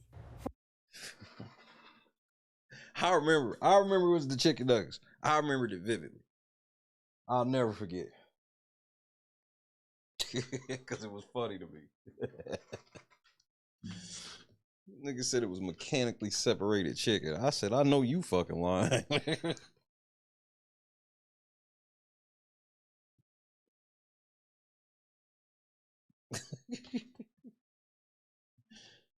And you can show niggas that love McDonald's and shit and they don't give a fuck. They don't give a damn.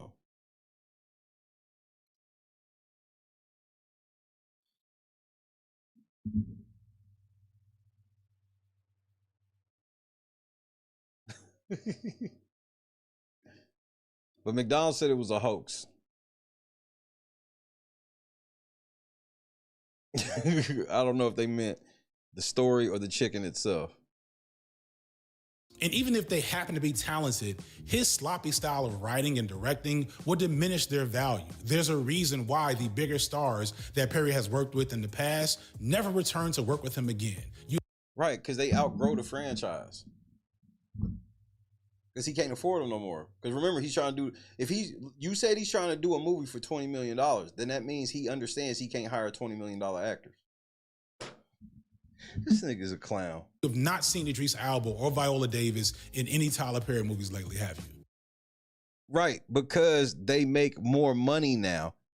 But they will both tell you, if you asked either one of them, they will both tell you that Tyler Perry helped catapult their careers. Both of them will say it. Meanwhile, House of Pain alone was sold for $200 million on its original run. And furthermore, he can resell it over and over and over as much as he wants without ever having to pay royalties to some of the actors, while quadruple dipping as the writer, director, creator, and producer over most of those episodes. Yeah, that's a possibility, but like you said, you don't know about any of the contracts signed. So you're just making that up. Oh yeah, it's possible that he's doing that, but it's also possible that every time he sells that show, they get a percentage that was baked into their contract already. Maybe they do get royalty checks for House of Pain. You don't fucking know. I've never heard any of these, bro. It's so many niggas that have done several movies and shit for Tyler Perry, and I've never heard any of these niggas say they wasn't getting their money. I've heard a lot of different complaints about him. That's not one. This is just weird that you pocket watching a nigga and you admit that you don't even know how much is in the pocket. So yeah, some folks like Taraji swear by Tyler, and that's fine, but her sentiments aren't universal, and I guess now's a good time as any— Oh, it's fine for her to take part in it. So Tyler Perry is all evil for black people, but the black woman that's involved is cool. She can make all of her money off of it. That's okay. She can make the money off this black pain, but not Tyler. to get into the sordid stuff that's been surrounding Tyler regarding his relationships with people that have worked with him or worked under him. Let's get into some of the ugly shit. Up until recently, Tyler Perry's most well-known conflict in the industry is related to the blackballing of Monique. For those who don't know, Monique was a stand-up comedian who made the transition to TV in the late 90s, with her first breakout role being on the show The Parkers. Monique was very much in the camp of famous to black people and was doing fine, but suddenly an opportunity came for her to play the horrifyingly wicked, broken character Mary in the critically acclaimed and award-winning film Precious. I talked about her role in this film in my Black Villains video, so I won't spend much time on it, but her performance was so good that she won an Academy Award for it. But this was a bet on herself because she took the role knowing what it might be for only $50,000. And this is where Monique loses me. And this is where Monique always loses me.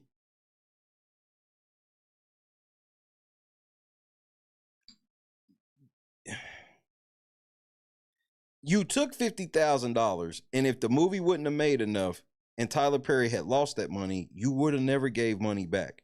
And you signed with that risk. That, hey, if this movie ain't shit, I'll still get 50 bands out of it. I need this shit. And then you want a motherfucking Academy Award from this shit, and you think this nigga owe you more money. No, he don't.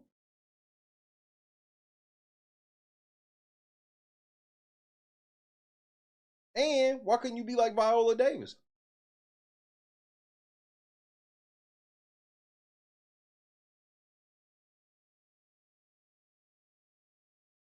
And Tyler Perry can't blackball her from all black people shit. Just no other niggas wanted to fuck with her. However, when she started getting Oscar buzz, Tyler, who was a producer on the film, along with Oprah and others, started to urge her to go out there and do more work to promote the film and promote herself as a person to win that award, and she refused. What happened was, Kevin, I said no. And because I said no to Oprah Winfrey, Tyler Perry, Lee Daniels, and Lionsgate, that's when the firestorm came. Because that's how it works in the business, bitch. You scratch my back, I scratch yours. We tell you to do something, you don't want to do it, then we don't owe you shit, bitch. We've already paid you the money we owe you. Cool, you want us to give you extra money and extra this? No, we're not doing it. We're trying to help you. Yeah, this is promoting us, but we're also helping you promote yourself. And she got the right to say no. I'm okay with her saying no. She felt like, nah, that wasn't it. The whole thing is like, but they don't owe you nothing after that. And they may not fuck with you no more. And guess what they did? They ain't fuck with her no more. Oops. Because it was that, how dare you say no to us? Well, I had no contractual obligation to you. I was done with my contract. I was done with my contractual obligation. And when y'all say, well, do us a favor. Well, here's my question. Could I call Lionsgate and say, do me a favor? Let me hold $1 million. Could I do that? Do you think that that shit they was asking you to do was worth $1 million?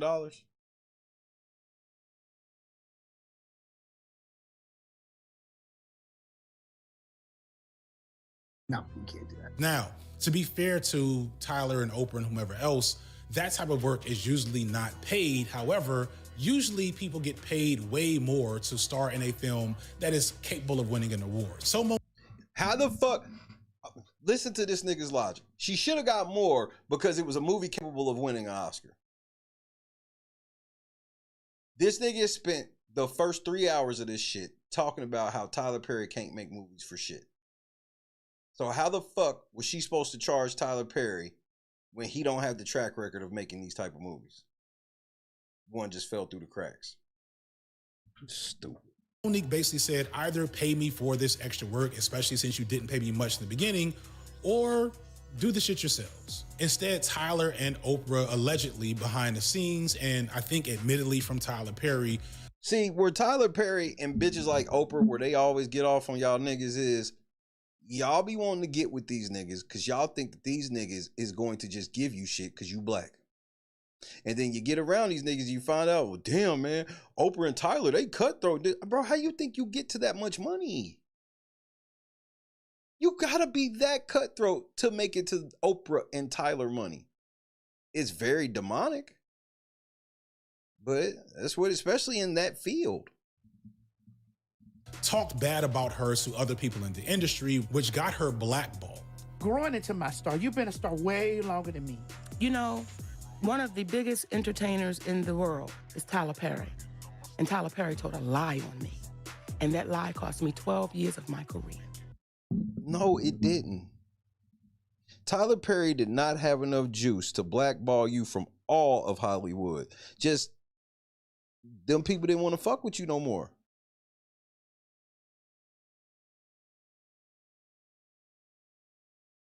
This was a bad example to use, bro. This was the other rare time I had to defend Tyler Perry on some shit because the delusional shit she was saying. 12. And I know that you work for that man. But as I told you before, and I'm going to say it again, until he fixes it, I will not stop.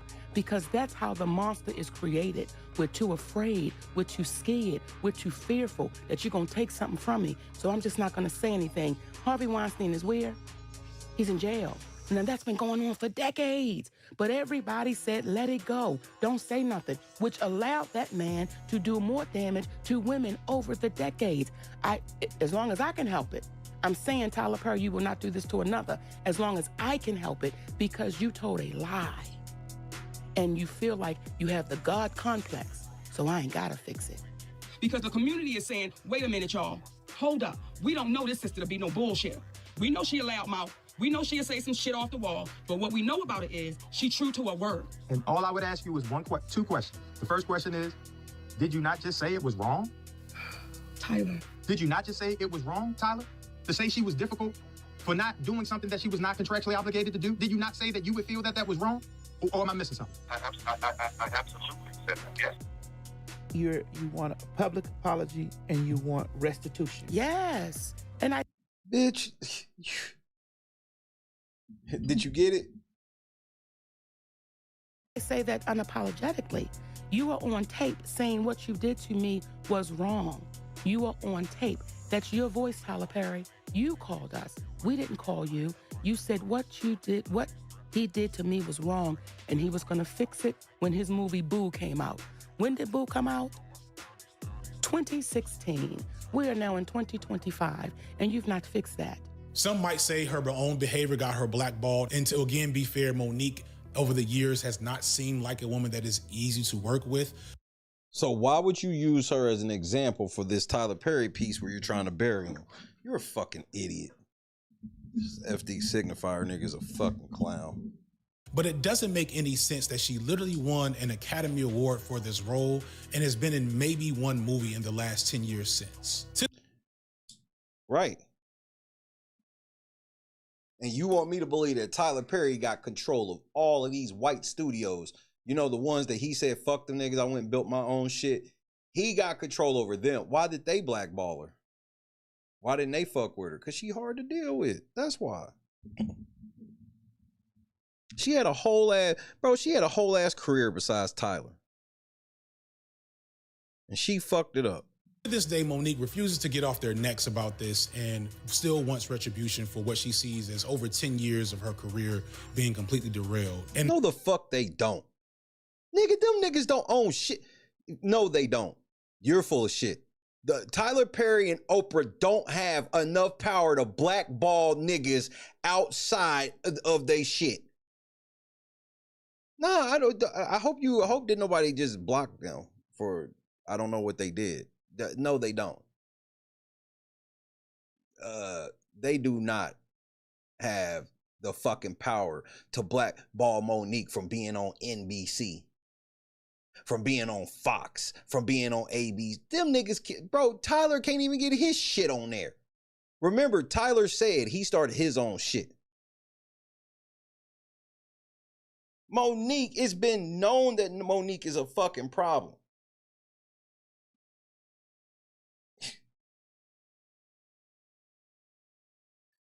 Y'all be misplacing the power. The power in Oprah and Tyler come from they sell black to white corporations. They get these corporations to team up with them and shit. That's why Tyler was able to go, look, I'm not doing just like a pilot. I'll give y'all can buy 100 episodes from me right now. And they like, what made them have to do it? They know he the ear to the black streets. They want them streets that Tyler had. And TBS got them shits.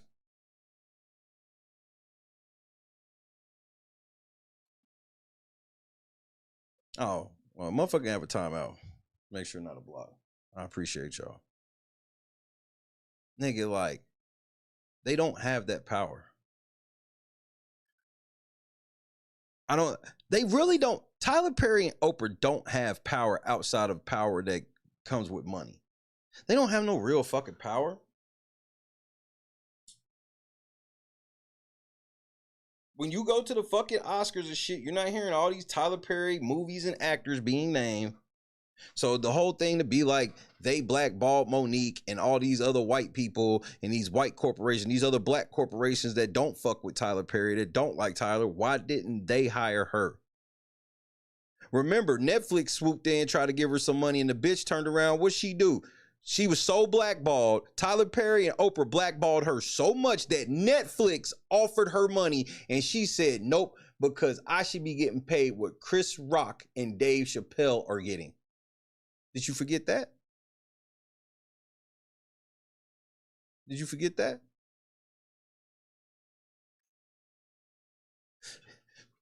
How did Netflix offer her money when Tyler Perry said don't offer her shit? When Oprah said don't offer her shit. Then how did Netflix go above them? It's because fucking Tyler Perry and Oprah don't run shit. It's just that certain doors that she wanted to go through, they did have some influence. They didn't have influence over all of them. They just had influence over some of the shit she wanted to walk through. Build your own shit. Again, while this can't be proven in a court of law, I do believe her. One reason I believe her is because one thing we do know is that wasn't the first or only time that Tyler Perry used his power and influence to hurt other black folks in the industry. How did he use his fucking shit? Which brings us to the infamous episode of the Boondocks that I probably brought up a few times by now. Winston Jerome is a closeted cross-dressing cult leader whose love of the Christian faith is a mask for his true sexuality. That's the way it was described. Yeah, that's all. It's a fair description. From what I understand, Tyler Perry was furious over this. Furious. Yeah. Have you ever run into Tyler Perry in any capacity? I haven't. I assume you haven't gotten hired for any Tyler Perry movies? No, but there was a time. One time I was in Atlanta, and Michael Jai White, who I've worked with Black Dynamite, he was shooting something for Tyler, and he was like, oh, you're in Atlanta, you should come by the set. And then I was like, all right, cool. And then we got off the phone. He called me back. And he was like, second thought. I forgot about that. He's still, no, don't come by the set. I was like, all right. What's the problem? Why didn't Tyler Perry get Boondocks taken off the air? It was just an Adult Swim cartoon. It was even that shit was even smaller than Monique. Why didn't Tyler Perry stomp that motherfucker show out? This nigga and Aaron McGruder, why ain't he stomped them out? Why didn't he blackball Charlie Murphy for being on Boondocks?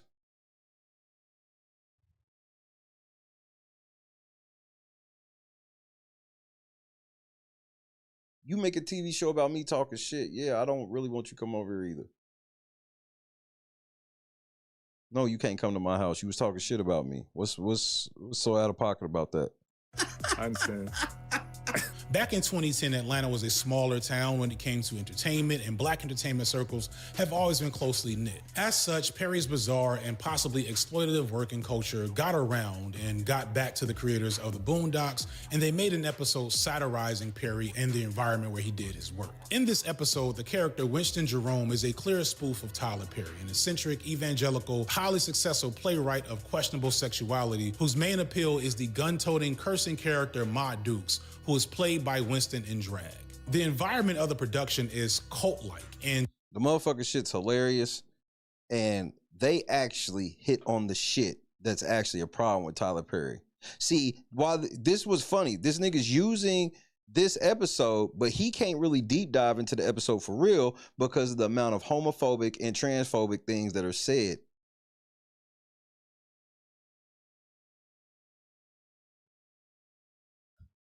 So he can't even get into it because then he would look like a hypocrite to all the white liberals that watch his channel. Because then it would be like, wait, you're watching transphobic content and enjoying it too. That's why he's very carefully showing certain shit from the show and not really showing the shit from that episode. Jerome's character is overtly predatory towards Pops, definitely giving off pay-for-play vibes, which we'll come back to later. Carl Jones purports in the interviews that the ideas for this episode came from the fact that they knew at least one person who had worked with Perry, and that Perry was so affected by this that he personally got the show shelved and it never aired again for years. But also, there's no proof of that. There's no proof of that. When the DVD and shit came out, this shit was on the DVD. Like, you didn't know a bigger Boondocks fan than me. I've seen every episode thousands of times. Thousands. Several clips are in several of my mixtapes throughout the years. Probably the number one show I used in my mixtapes. Also that he got so paranoid that because he knew he must have had a leak. Well, I say this. So Gary Anthony Williams, who plays Uncle Ruckus, he also auditioned for a Tyler Perry movie or a TV show. And so we got a lot of inside information from Gary about what the process was like. And so this is why I think Tyler got so mad, because from what I heard, he felt like there was some snitches in his camp. Of course he did. Of course he did.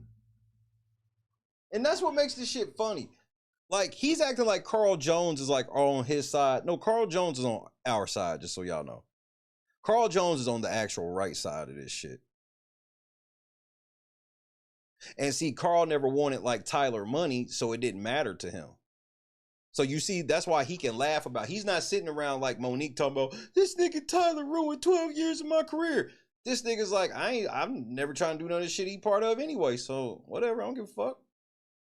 Like, it can't look like him. You can't use his name. You can't, nothing Tyler Perry related at all. So we named him Winston Jerome. We made him look different. And when it aired, he still got angry. And he literally called the network himself. And he said, if that ever airs again, it's going to be a problem. Because mind you, our parent company is Turner. Right? And he's going to Meet the Browns. And, you know what I'm saying? And he owned Turner at that point. So they were like, no problem, Mr. Perry. That's just, I'm going to tell you, Tyler. That episode came on more than once. It comes on Adult Swim to this day. That's cap. He capping on that. Tyler and Oprah Winfrey were the two, like, those are the two people you can't touch. Now, to be clear, Jones only... Right. You can't. Because what happens is they are top black with the white people. So that's why, like, them type of people, they could never do nothing to me. That's why they can't. That's why a lot of these Hollywood people can't stand YouTubers and social media people, because it's like, there's nobody they can tell on you. They can't call your boss. The most they can do is send you a cease and desist or some shit. And if you read and you smart and you know you ain't did nothing wrong, you just throw that shit in the trash. Ain't nothing they can fucking do. And yeah, they can blackball you, but you blackballing me from a bunch of shit I was never going to apply for. I guess I'm going to stop after he finished here. I got to go watch wrestling. He speaks publicly about the prayer circle element of this show being directly taken from one person's experience at Perry. However, he does say that there are other things in there that people don't realize is real, which now brings us to the most concerning accusations that have been levied about Perry thus far. We'll stop it here. We'll stop on his last thing. Accusation. I gotta be honest with you, FD Signifier. You're a fucking joke, and I can tell you're a fucking scam. You're just a wokey motherfucker saying a bunch of woke shit that don't make no fucking sense. You can't be challenged. You'll never debate. You don't talk to Republicans, none of that shit, 'cause you scary, and you just grift off of the motherfuckers that watch your shit. And keep it pushing. Congrats. To all of you motherfuckers, y'all hit the like button. Hit the links in the description so we get the $20 goal on this marvelous Friday.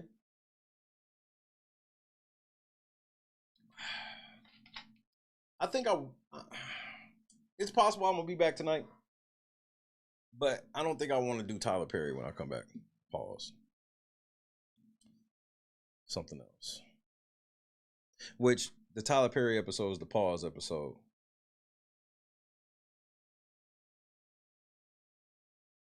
So it's weird to watch this woke nigga try to vouch for a homophobic episode of that shit while trying to call somebody else homophobic. But that's how it is, man. Like, I tell you what your rules are, and I will just do whatever the fuck I want. Shout out to the Celtics, up by 5 at the end of the first quarter.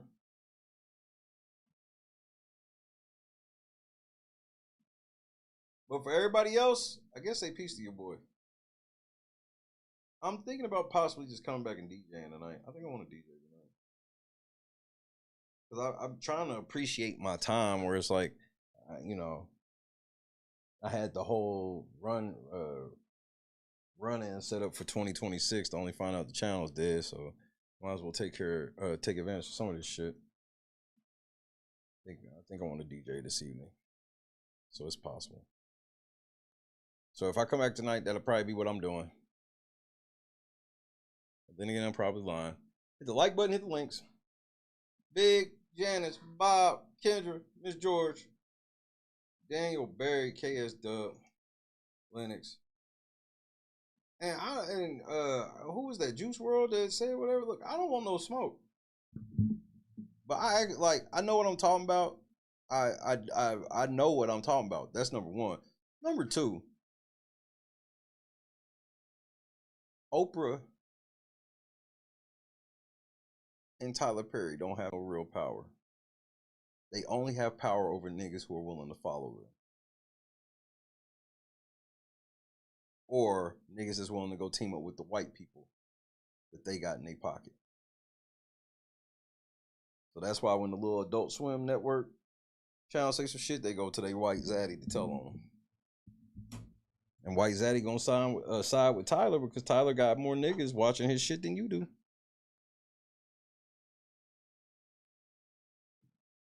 Oh yeah, it is Black Friday for wrestling. We'll see. LNC Wrestling, I'll see y'all shortly. Everybody else, I'll see you when I see you. I'll see you when I see you.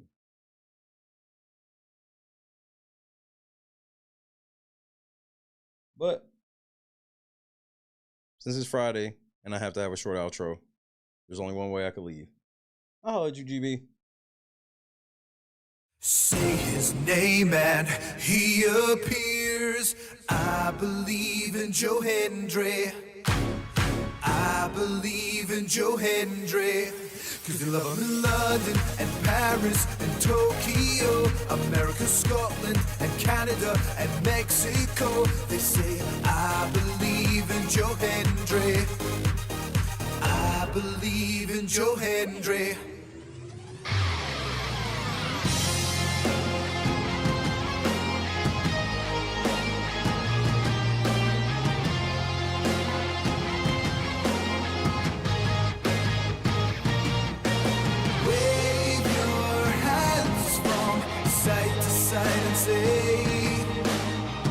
I believe in Joe Hendry. Joe Hendry is so prestigious. Wave your hands from side to side and say, oh, I believe in Joe Hendry. In Joe Hendry, in the prestigious world.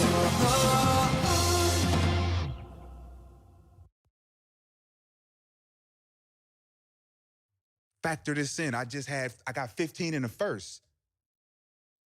That was easy. Wasn't doing nothing. It was easy. I was just. What 81 you talking about? Kobe's 81. Boy, it's out the mud. We got Rashad McCown. Kobe's 81. Kobe's 81. We appreciate Kobe's y'all for 81. tuning in. Out the mud. Zach Randolph, Rashad McCown, Cemetery Lane. We did it. Out the mud.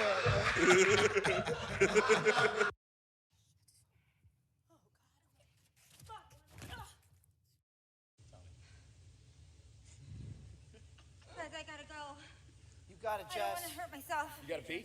It's all right. No, You you got gotta it, go. Jess. You gotta go, girl. Let go. I don't even want to fall. Turn to the side. You're okay. You Just good. land right on that booty, girl. Just put your legs out Turn and to the pull side. on your booty. Jess, you're amazing. You got it. You got it. You got it. Turn to the side. Just let go and turn.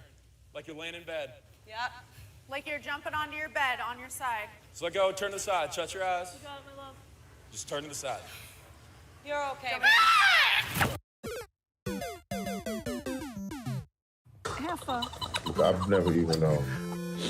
I've never even heard of him.